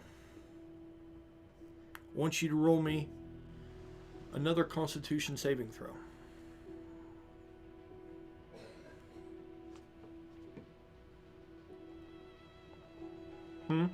16. A 16. As it seems like the urgency from that memory that must have been Ambriel's floods through your mind. You feel that urgency. You feel that angel that was under attack yelling at you, run, do the thing. And that energizes Mirk himself as you find yourself jumping and bounding quite a distance. Okay, and going to another set of steps.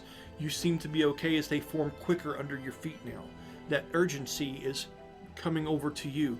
You can see up ahead the doorway that leads to the room that you and Silwyn have trained in for a crazy amount of time compared to how long it's been in the real world. Which you know how that works. We've discussed this. Roll me another one.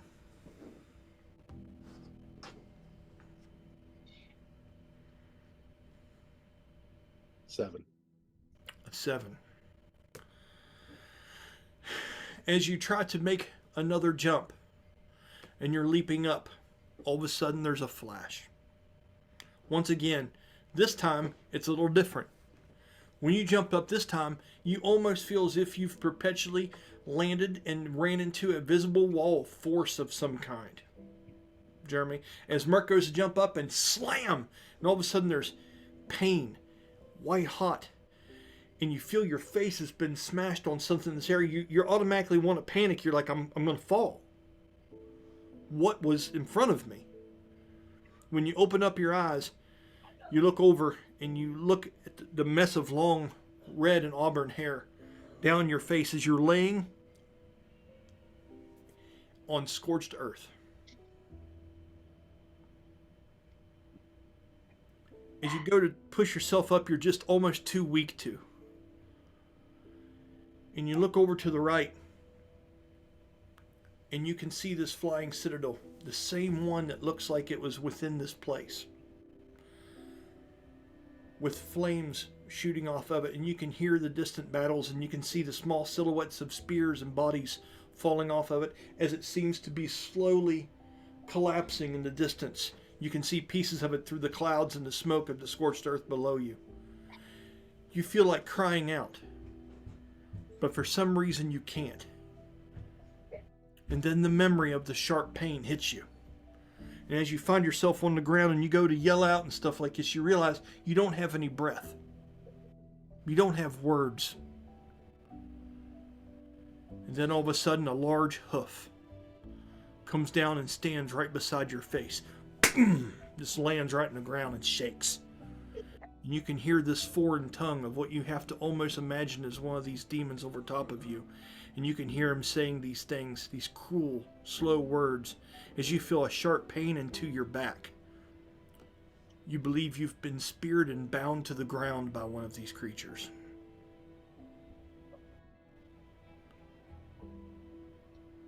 And in that moment, you come back to, and you can see that you hit like this wall of force that represents the ground that you were slammed into in this memory. I want you to roll me a athletics or acrobatics check to be able to grab onto something to stop yourself from sliding off and falling. You tell me what you want to choose.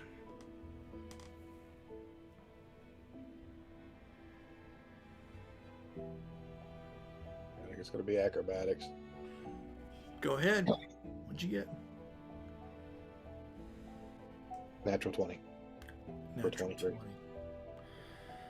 As you're doing that, you reach down and you're able to catch onto a random piece of large floating stone. It seems to be cut into almost like a smooth and triangular kind of shape. And as you grab onto it with one hand, you're just kind of hanging there and you're looking down and you're seeing all these doors in darkness and stars fading off into nothing down below your feet. You will yourself to hold on with that one weakened arm. Okay? And with that, you start looking. What is your thought process? You have at least one more length worth of flight to go up before you're able to get into that doorway. What's your thought process now? Are you going to try to step out from there? Are you going to try to bound to another existing one? What are you looking for here? So his train of thought right now, this is the first time that he has seen anything like war since his death. Yeah. And having that rush come back to him of how this all felt, that sense of danger, the impending sense of doom. In one way, feeling her pain makes him want to just stop. But he remembers that he died for a reason. Yeah, man. And I think that that is going to be the driving force that keeps him trying to climb to where he needs to be. At this point, he wants to find her more so out of, we've been through the same thing. That's awesome. That's great insight, dude. In that moment of that, in that 20, you can see several pieces of stone come together. You've simply got to bound up to them and reach them. But I'd like to think that he's even muttering something along the lines of, come on, Brahmas. We've done this a million times. I will let you roll a charisma check to be able to bring your morale enough to doing this. 16. A 16. As you bound up through the air, I need to check something real quick.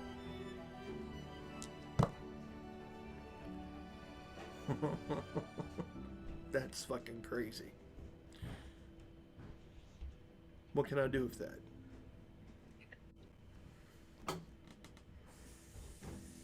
Okay. Okay. Okay. With a 16, you muster up that courage, that place where that paladin's will comes from. The facing the Draken at the foot of Mountain of Tears. The new hope of, I'm going to find her because she has been lost like I was for so long. And that charisma swells up inside of you and boisters you.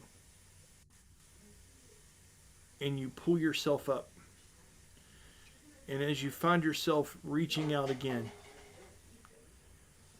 you have a flash.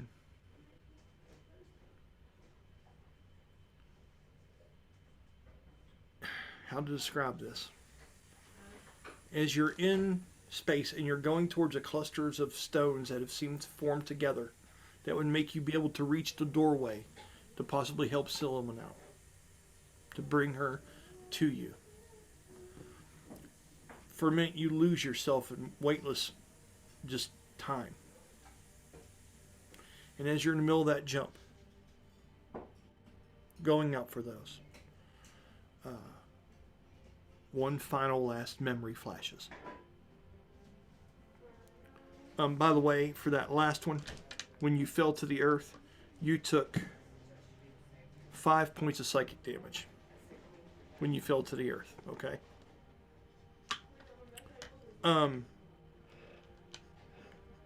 The next thing you feel is it's quiet.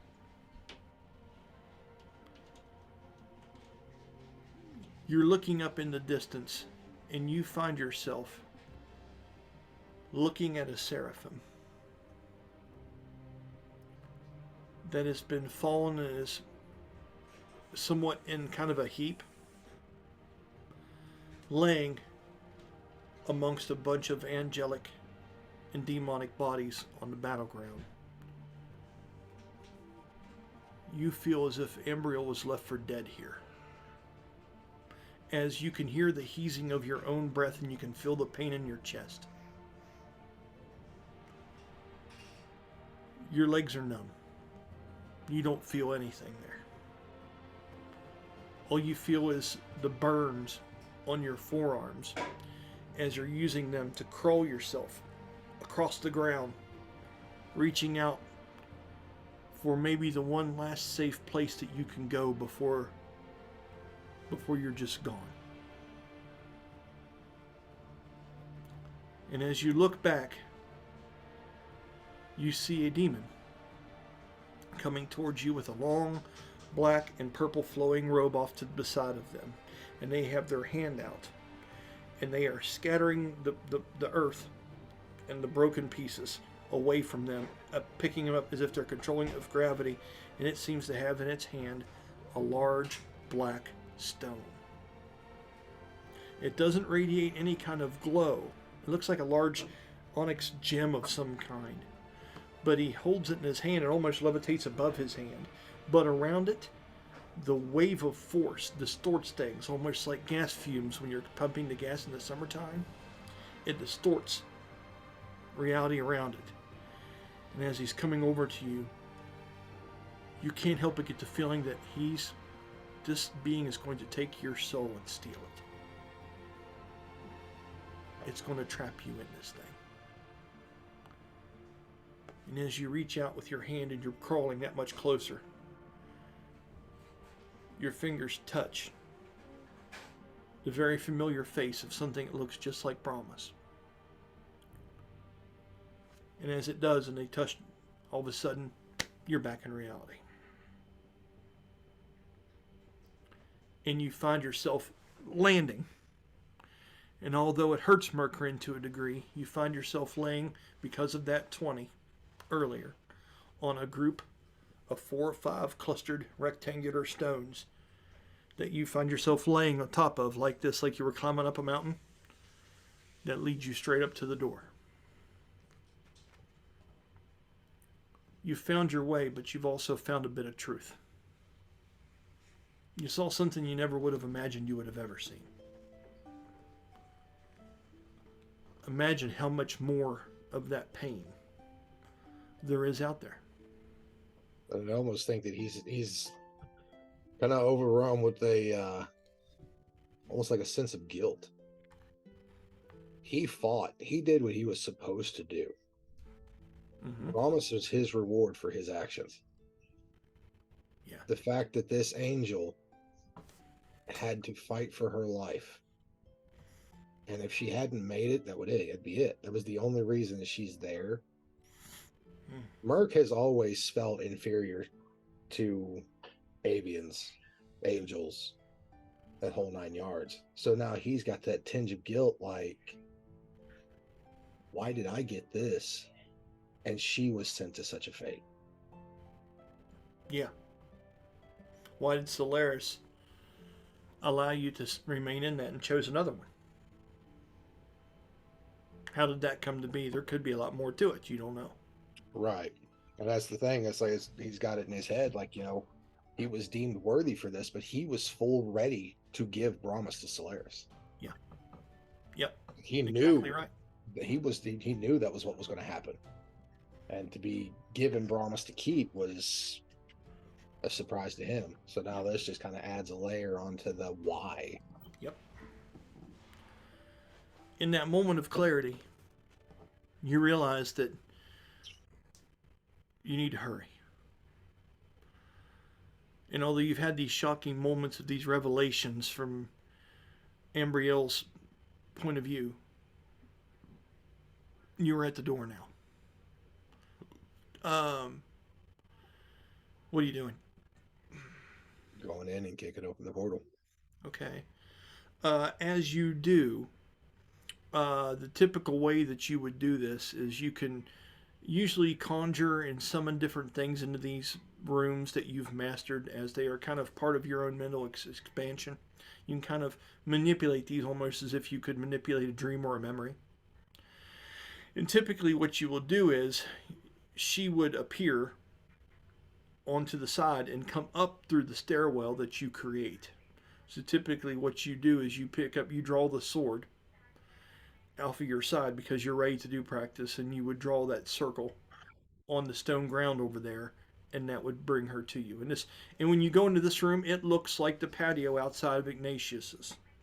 It looks like the outside balcony that hangs out and looks at all the avians flying in the distance and the griffins that are popping in and out of the large tornado-like cloud wall that seems to always be swirling and protecting the top of the city of Alluvia, which you're very familiar with. You feel that wind as you come back in here, and you know you're in a place you understand. Go ahead. He'll do everything that he remembers doing every time since. Okay. So draw a sword, use it to etch the symbolism on the ground. Okay. As you do, you hear a voice. And you're thinking it's Ambriel at first, but this sounds like it has a little bit too much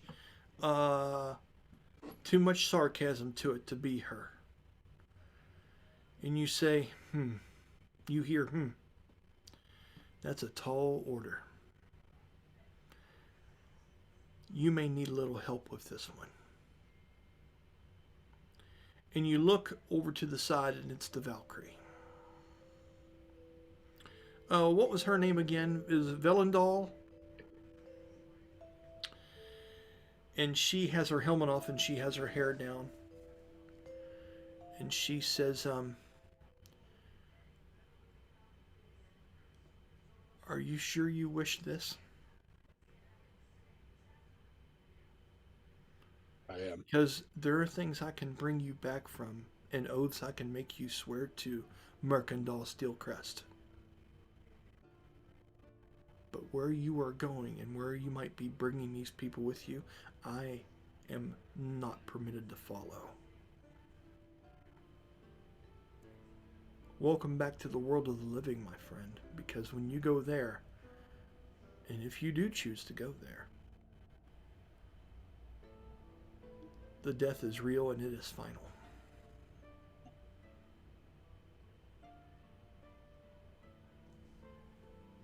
What do you say?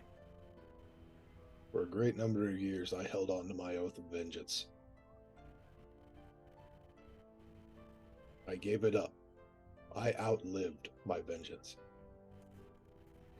Since then, I've sworn an oath of dawn. Much as I have come to your aid, I will come to the aid of those in need. This angel was left for dead on the battlefield. I was given another chance. If anything I can do can restore her and make her known, then I will consider my oath fulfilled. She smiles and pulls out her lance and stays your hand off your blade and pushes your blade to the side. And with that, she says, Never doubt why you were given this, Mercantile. Never doubt that. Silly mortal. And she looks over and she takes it and she says some words in a very Valhallan kind of echoing female strong voice, and she drives her own lance into the stone of that balcony and draws a greater symbol on that floor than you ever have drawn before. You feel like she's going Super Saiyan with you here, okay? All right. So, how does that interpret on the other side? This is fantastic. This works out very, very nicely. Okay. By the way, you got exactly a 16 when the DC was 16 for that last one, Jeremy. That's why you got to see the third part of that chapter, but succeed at the same time. It could not have been a cooler... It's pretty neat. It's pretty neat how that worked out. As that happens, this is what you all see on the outside. I think I got something for this. So, Silouan, you have come to this decision that you're going to try to help out, maybe open up this passageway so people can traverse through, but we don't know the extent of what you're trying to do on the outside of Brahmas. We don't know who's going, who's staying. We know that, Colby just mentioned some things to me earlier that he was thinking about staying on the outside. I want you all to have a conversation outside about what exactly you want to try to do here to help from your perspective, however you want to try to do it, Silouan. Bastille, if you're going to try to go or not, you guys have a conversation here and let's decide who's going where. But I will give you one thing. Something you see is when Brahmas's body is doing this, something different seems to come into view. And from around him, you see a pair of wings that are transparent erupt out from the sides of him, as if they are the rings of that Valkyrie wrapping themselves around and opening up. So there is something special going on right now, and you're not quite sure exactly what it is. Okay? As that happens, some of the folks stand back in a little bit of shock and awe. Kiltusk, I know you probably would, correct? The Psion would as well. And Baraxel would take just a simple step back. But you guys would see that this gate that is being opened here is a lot more grandiose than the ones that normally he would open up, as this large sigil comes around the feet of Brahmas and these wings open up. What are you all doing?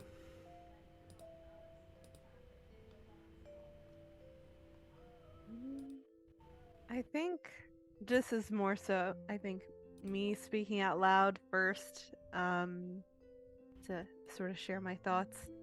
Mhm. I imagine that Silouan needs to stay on the outside as well, because if she's holding open the door, then she can't exactly go in, yeah? It's a Hold thought. the door. Hold the door. Hold door. Hold door. Yeah, I get it. That's a thought. Yeah, it could be that thing of like she wants to make sure they get back. So she may have to be on the outside with Kiltusk just because of that fact. Okay. Bast, what are you saying? I'll go. Is that all you say just reluctantly? Is all go? No, I'm just thinking there's gonna be some constitution saves. Absolutely. Absolutely, there There's will nothing, be. but he can't jump in. It's like he would go, but me as a player, I know, oh, it's just gonna suck. Right on. That's fantastic. Baraxel stands there and looks to Silouan, looks to Brahmas, and kind of prepares himself as you see that flash go across his eyes again. The Psion looks to Kiltusk, and wiping her eyes and her face off and stuff. And she grabs that staff and she holds it strong and she turns and looks. She looks to you. She goes, I don't know what to do now. I don't know how to move forward now.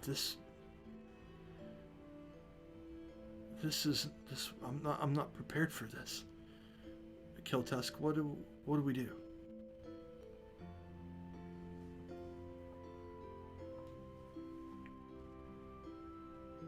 Well, I may not be well acquainted in stuff like this because I was known to be out and hunting with Loki and everybody else, but I think all signs point to at least you and Broxel going inside Brahmas.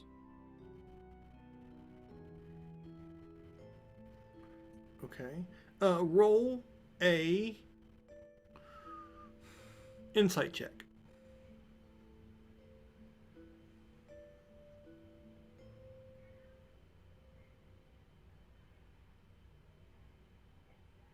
$17. Okay. With an in 17, it would dawn on you that Baraxel took her place to go inside here so she didn't have to sacrifice herself to do it. So in saying that, before the words would leave your mouth, it would be strange to suggest that, seeing how she was just saved from having to go inside. Is that fair? Yeah. Okay. And then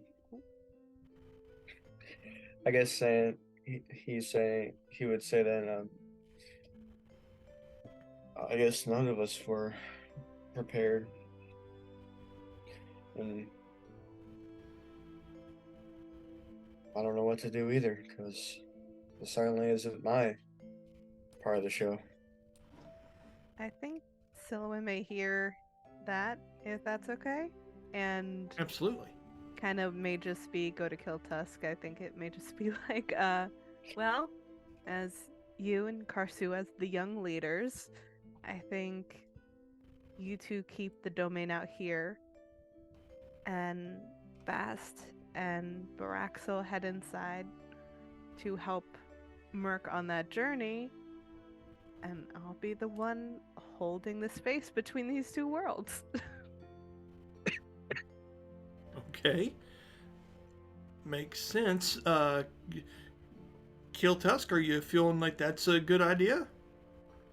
Yeah. Okay.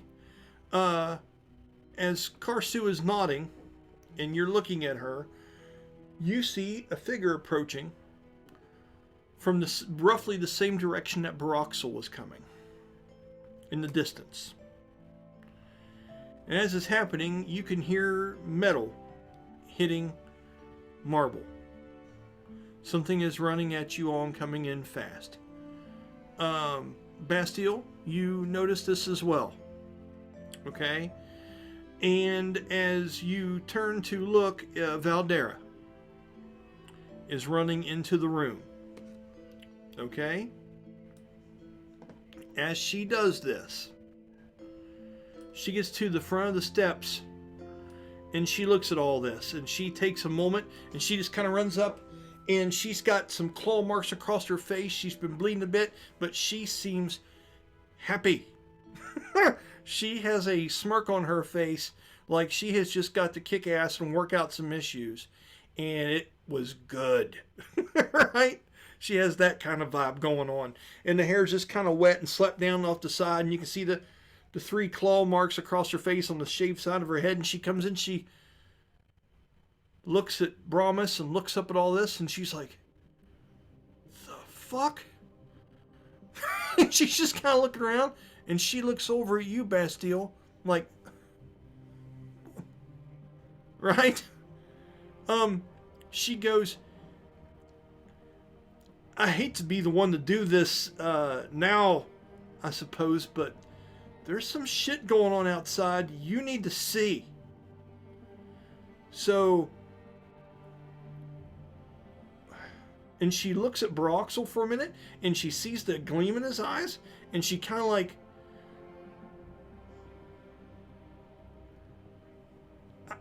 you have to see this. Something's happening out there. The Vizillion are freaking out. And they're starting to turn tail and run. And she grins. Gonna get bigger.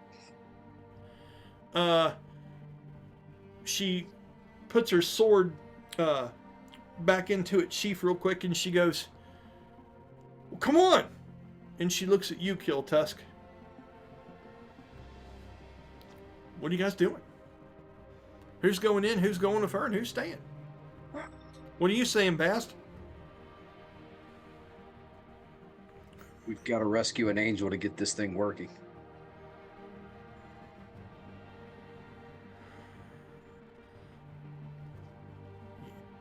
You do you, but something's working. And she goes, and she just turns and gets back after it. And she goes, they're coming soon! And she goes running, and she's yelling this back at the way she came, and she is booking it out of there as fast as she can in them boots, trying to get back down the hallways and get out of this place.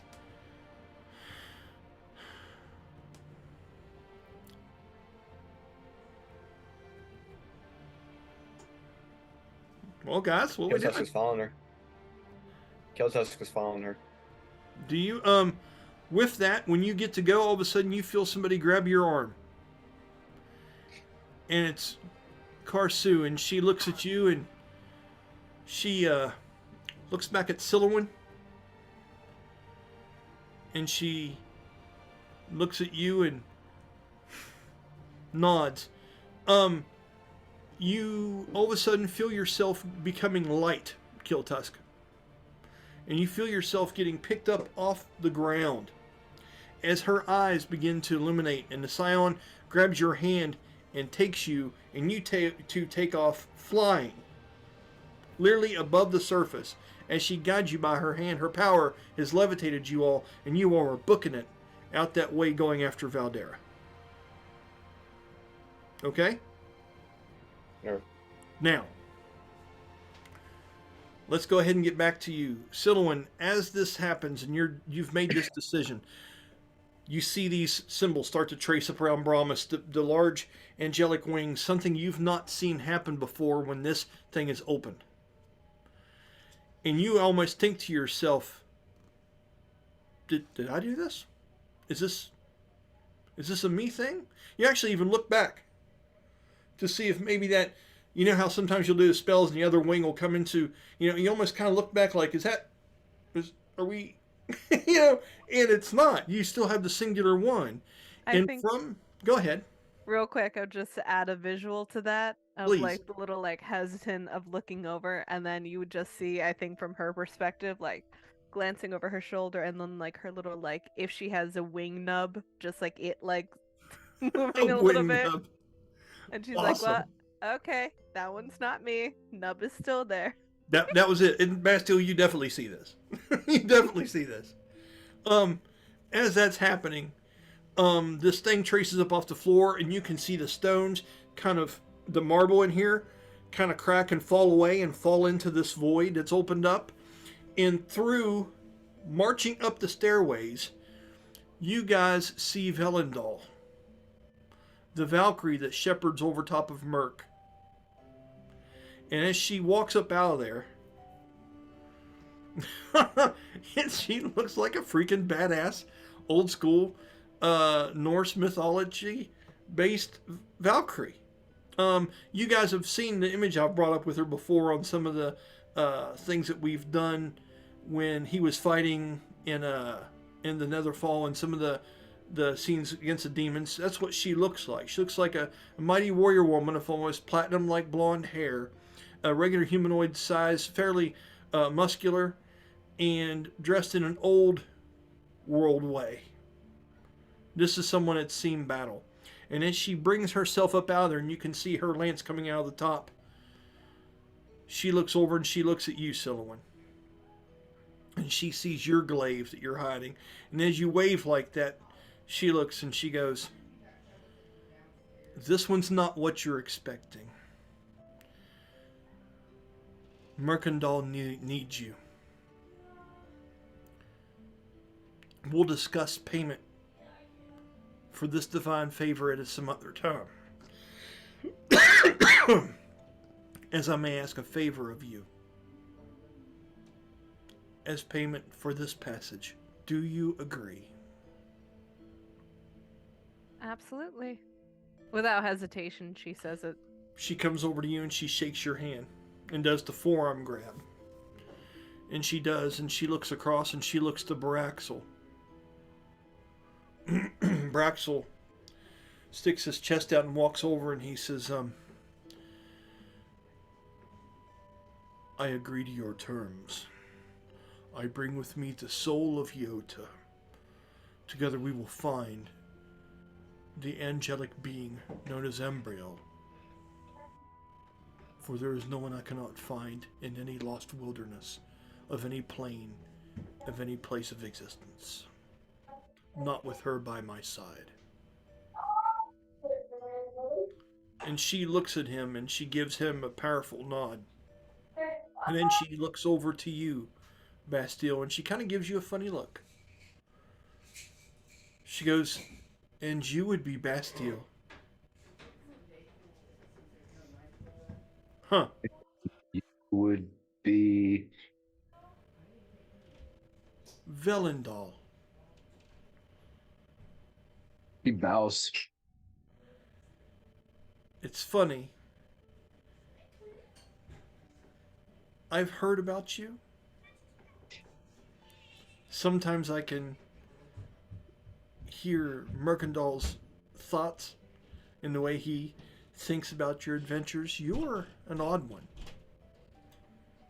So I'll ask you the same as I did the others. There may be a time where I need a favor from you.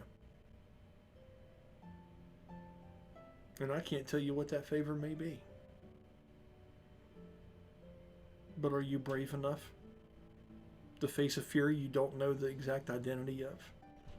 If so, and if that is the kind of warrior I believe you are trying to become,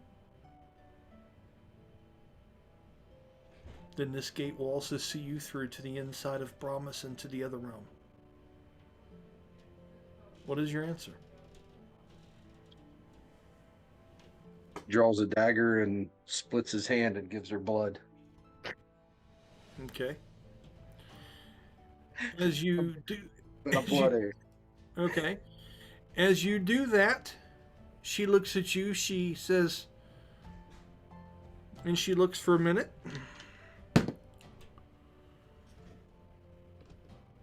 She takes a step over to you, and she's a good foot taller than you.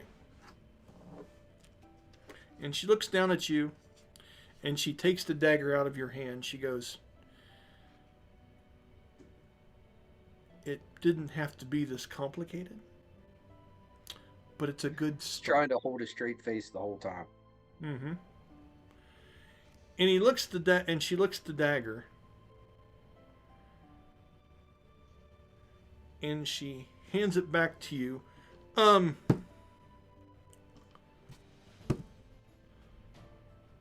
With an insight check of 26, are you up to shit?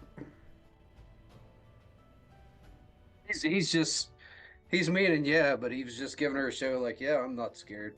Whatever. Okay. So she can see it. This is just you're trying to get on the same level of her and do some of this old world shit and try to join along. Does she sense some kind of candidness or some kind of sarcasm from you with a 26? With Bass, there's probably always a little bit of playfulness with everything, so... With that, before she does, she spits in her hand and rubs it together and says, "So it's by the old ways." And she reaches in and grabs on like that. So between the promise of spit and blood, you decide that you're going in the big guy. Okay. She's close enough that she's blocking everybody else's vision of it. He grins at her. Yeah, I guarantee it. It's like, if we're doing that, I'm spitting. Okay. So with that, we're going to say that you guys head in towards the stairwell, and I'll get back to you all in just a minute and describe that. But for now, we have to jump to kill Tusk and the Scion and all this fun shit. Okay? So, I may not have the exact same graphics for her in this one, but you'll have to just forgive me as to what's getting ready to happen is fucking going to be nuts. Okay? So, kill Tusk. Karsu, you guys take off, man. And as Valdera is running with that sword, all of a sudden you hear her go, "Huh? What?" And she's picked up as well. As Karsu has got her up off, and you guys are zipping through the corridors of this place, headed out towards the opening, as she has you both picked up off the ground. Valdera just kind of looks over you, and she literally says, this is what she says, Colby, she goes, "Fuck yeah."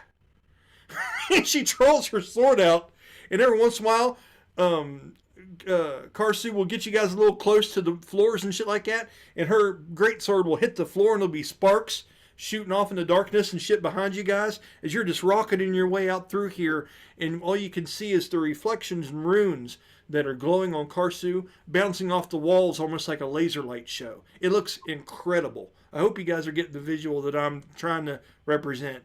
And as you guys head towards that front door, this is what you see.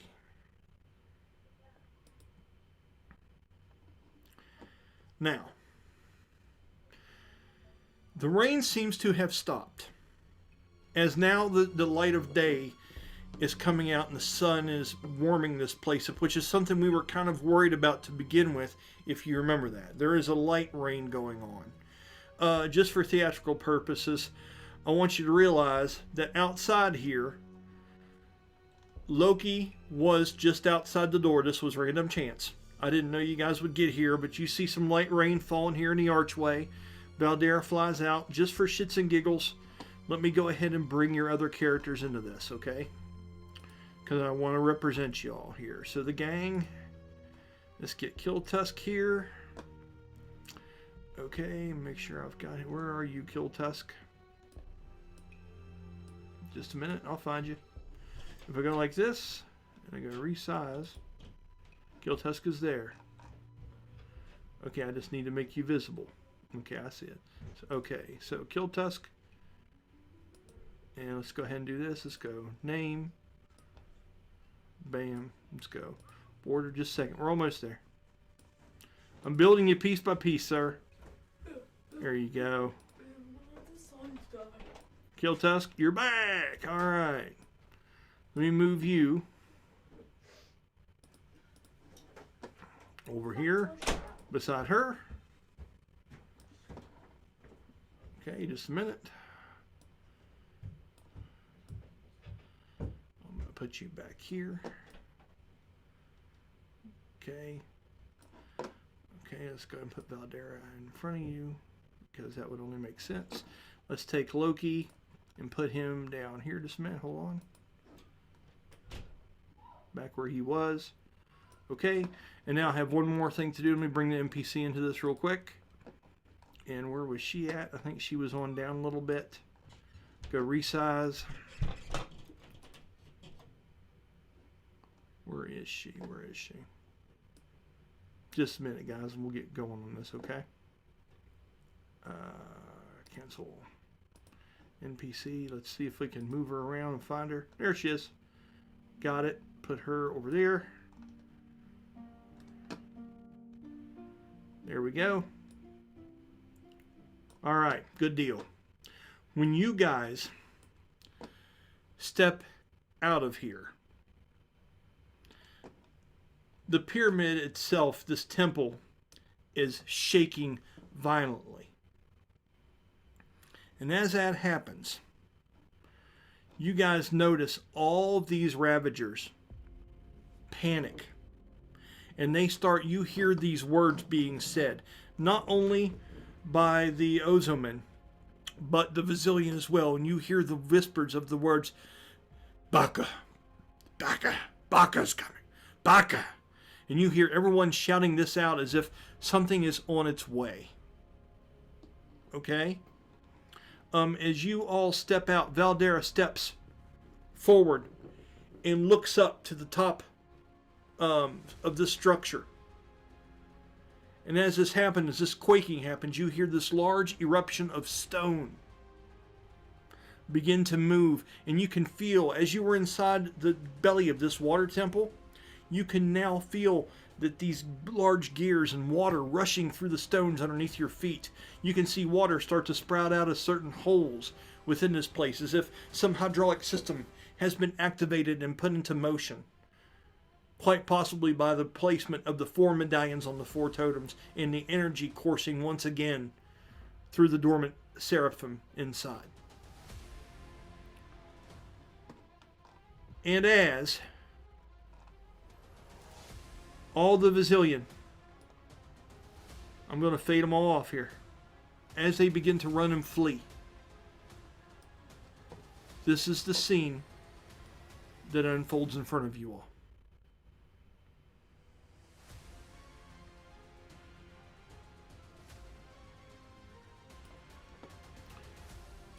You can hear Shikoma's voice as she was with an Ozoman up on the top corner doing combat. She turns around and she shouts out victory in the ancient Atladi tongue as she raises her spear far above her head and the Ozaman all take in, they're all chanting, "Oh!" and they're all yelling for victory and stuff as the Vizillion take off running. And then this happens. I gotta move some things just a minute, guys. I think you'll enjoy this if I can do it right.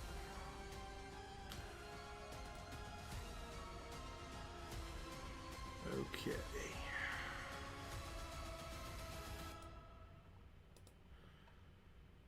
Check this out, folks.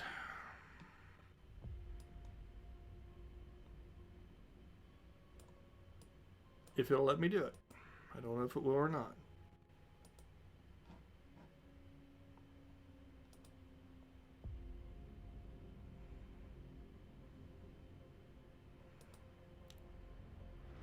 Here we go.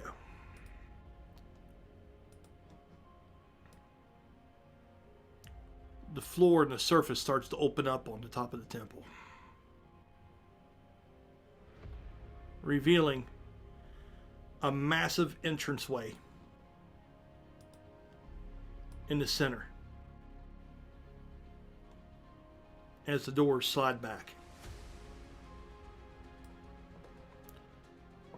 From the distance, you hear the loud grinding sounds, unlike anything you've ever experienced out here before, Kiltusk, as Karsu is looking up at the top of this thing in amazement.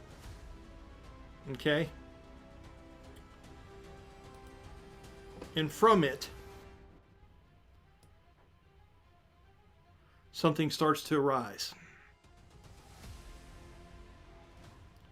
Something gargantuan in size.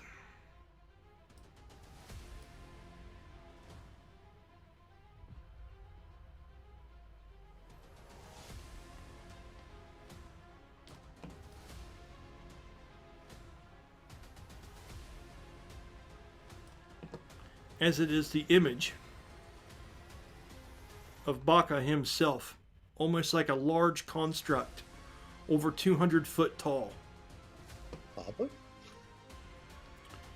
Energy begins to course from the eyes and the chest cavity of this large mechon made maybe by the Makati people as it begins to pulse with energy.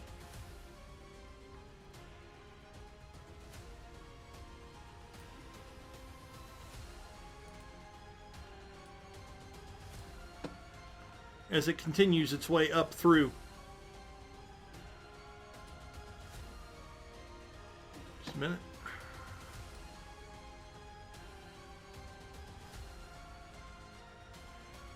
Towering.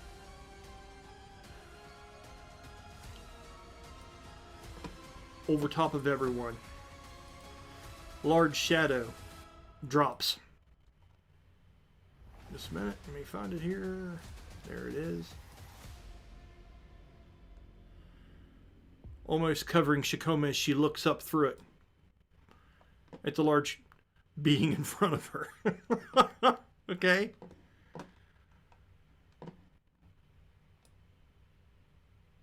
And as he stands there,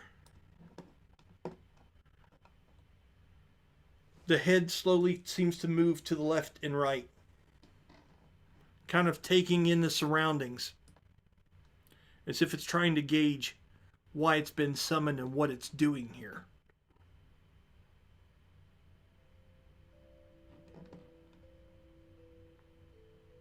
Let's go ahead and go back inside.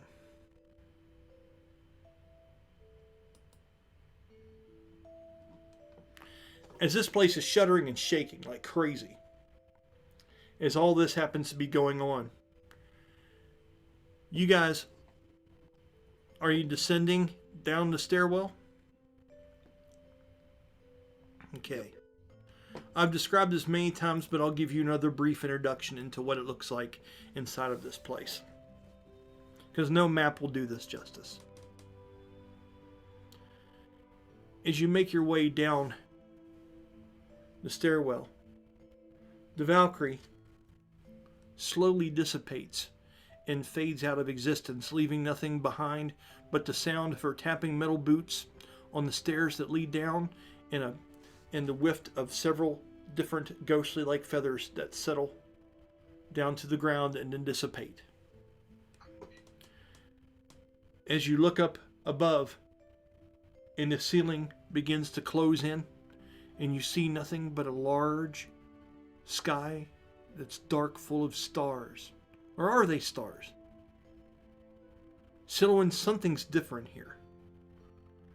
This doesn't look the way it usually does. You normally walk down this set and it brings you into the room. But for some reason now, this space seems endless. I want you to roll me a perception check real quick, Bella, for Silouan.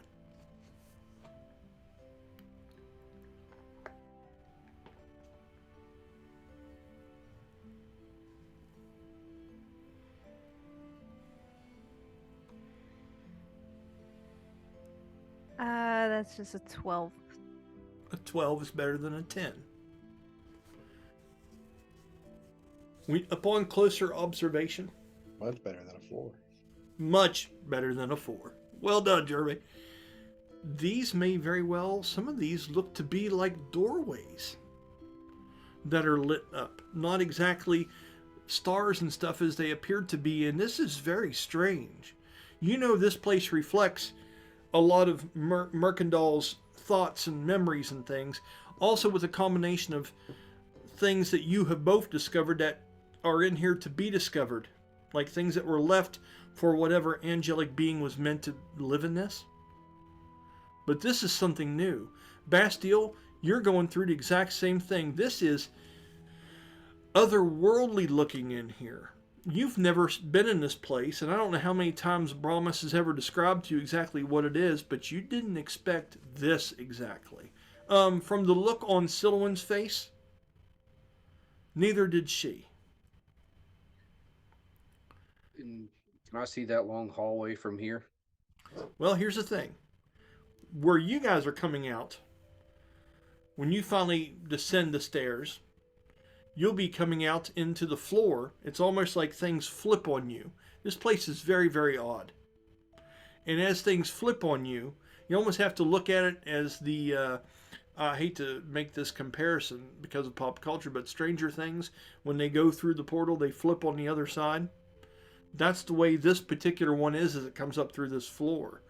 And as you're walking down the stairway, something churns in your gut. Your senses get disoriented. As you're seeing all these stars, you realize that you're descending down and you're looking at a ceiling on the other side. And as you see them on the other side there, Mirk, you can see that this stairway is going to be altered in some way. Do you wish to go over and guide them in to making it? You would see the large room and the balcony, and you would almost look like the pedestals of the avian city Alluvia is on the other side. Bastille, that's what you would see. Once you're past this realm of stars and steps that just seem to be leading from nowhere. So there's no particular hallway. Is that clear? That makes sense? Mm. Okay. Brahmas, what's your reaction here? What are you doing? Or Mirk, sorry. I'm going to help guide them down.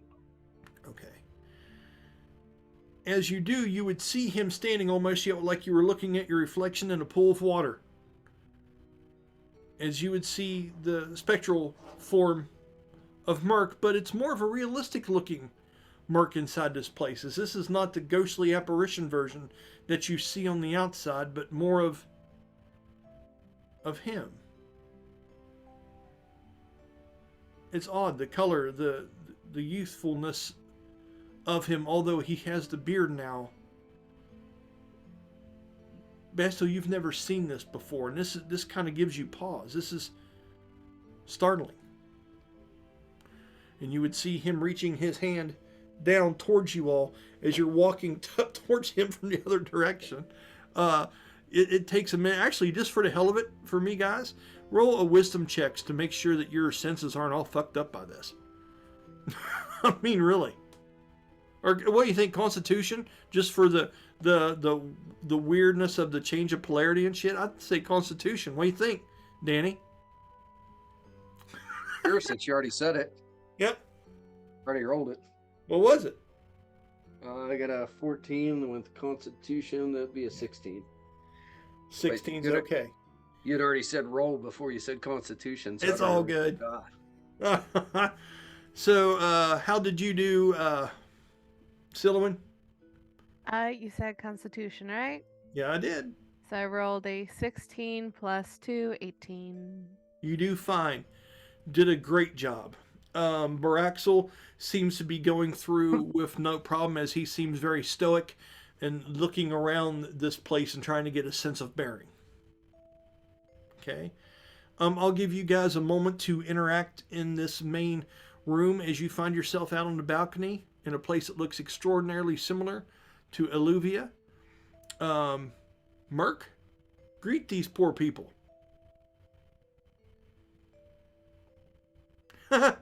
He sees them into the chamber.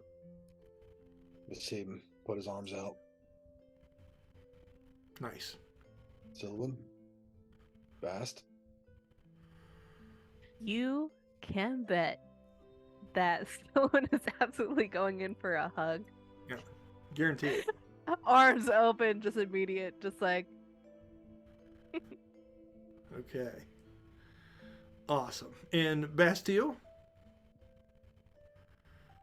The first time you've ever seen your adventuring buddy look quite like this on his own terms. This is an interesting thing. Ask me any questions you want about anything. I would love to explain to you. Oh, you look different, Mirk. It's a whole lot different than from being in the outside of Brahms. So you age when you step out, but you're ageless in here? More or less. Interesting. In here, I can persist forever. Out there, 20 minutes. So time is different here? It is. Much different. And Silliman, you would realize this too. As there's times where you have to make sure to leave here to eat, to nourish yourself sometimes. Although you guys have been working ways around that, where now you're able to start sneaking some things in because you've been in this place enough, Silliman, where it is starting to react to your thoughts and things as well. There could even possibly be at some point some doors that lead to something of your own choosing inside this place eventually, because of the time you've spent here. So this was all here when you got here? Not quite. Most of this was built as I existed.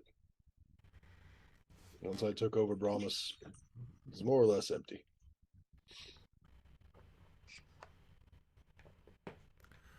There are still places in this castle I have not seen. Also, remember, this place, he's also seeing the expanded version of it if he looks out the door. That, I want to explain that. Silliman's like pointing in a direction. That's new. Also not mine. My proximity to the other Seraphim, it seems the memories are colliding in this place.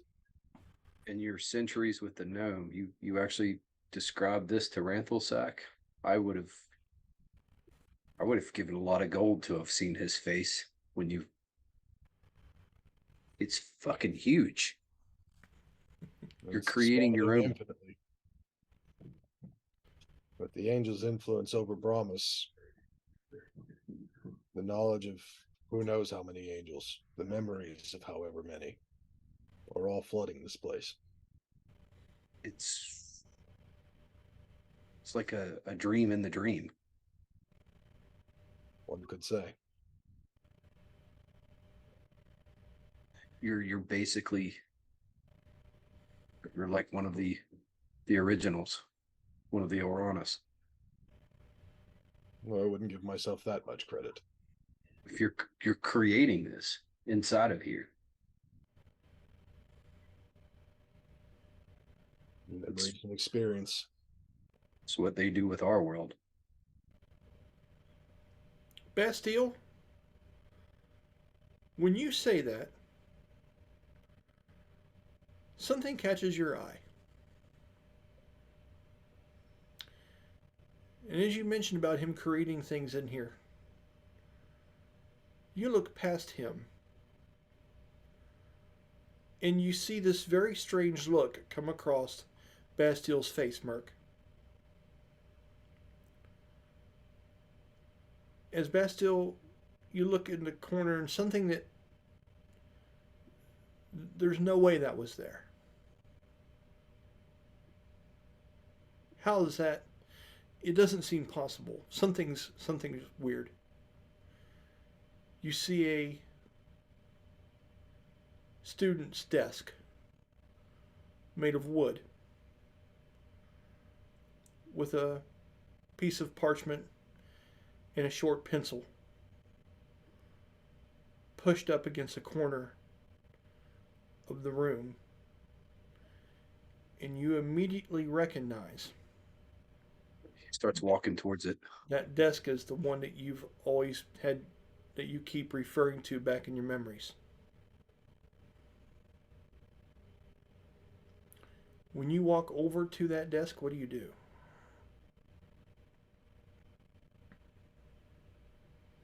I look up to see if the chalkboard that his father wrote on. There's no chalkboard in the room, just the desk. It There, seems to be pushed against the back wall inside of Ignatius's quarters. Because other than this place looking like Ignatius's room and that balcony outside there, and this desk pushed up against the stone of the outer wall in that back corner, it's not exactly a room. This looks like the actual Ignatius's place that you've been before. But that desk, that's your memory. That piece of paper and that pencil on top of there. he would take the parchment and roll it over and see if it has writing on it. It does. I'm gonna read it.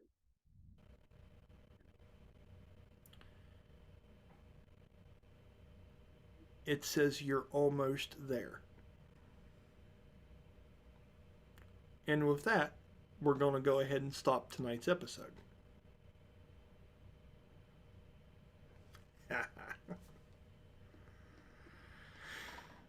It's your mother's handwriting. So that's something you could choose to metagame and talk about outside the game if you want to your friends, but they don't know. All you do is you see Bastille go over and look at this desk that is not a part of this room, Silouan and Mirk in any way. And he picks up a piece of paper, and it's just frozen in the corner, kind of like the Blair Witch. He's just in the corner, like looking at the paper, frozen. Can they see his face from there? No, your back's turned to him. Well, with a large enough perception check, they'd probably see a tear fall to the desk. Maybe land on the paper. Okay. That's a good one, folks. Lots of ground covered. Holy shit. Thanks for making it easy on me. One thing. Yes, ma'am. For S's and giggles, I just rolled like a quick dice of like, oh, perception check. And I love that the poetic end to that is rolling a nat 1 and Silouan completely missing any emotion or tears. Everybody, come on. Seriously, give it up for it. Let's go. Let's go. Major revelations, crying Silouan's. What's over there? Encore. That's great, dude. That's the best. Oh, shit. Okay, with that. As right as it seems for instructor and pupil, I rolled a natural 20. That's awesome, dude. That's really cool. Once again, I'm Brian Kynes. Want to thank you guys for going on this ride with us. Wow. This is getting outworldly and interesting.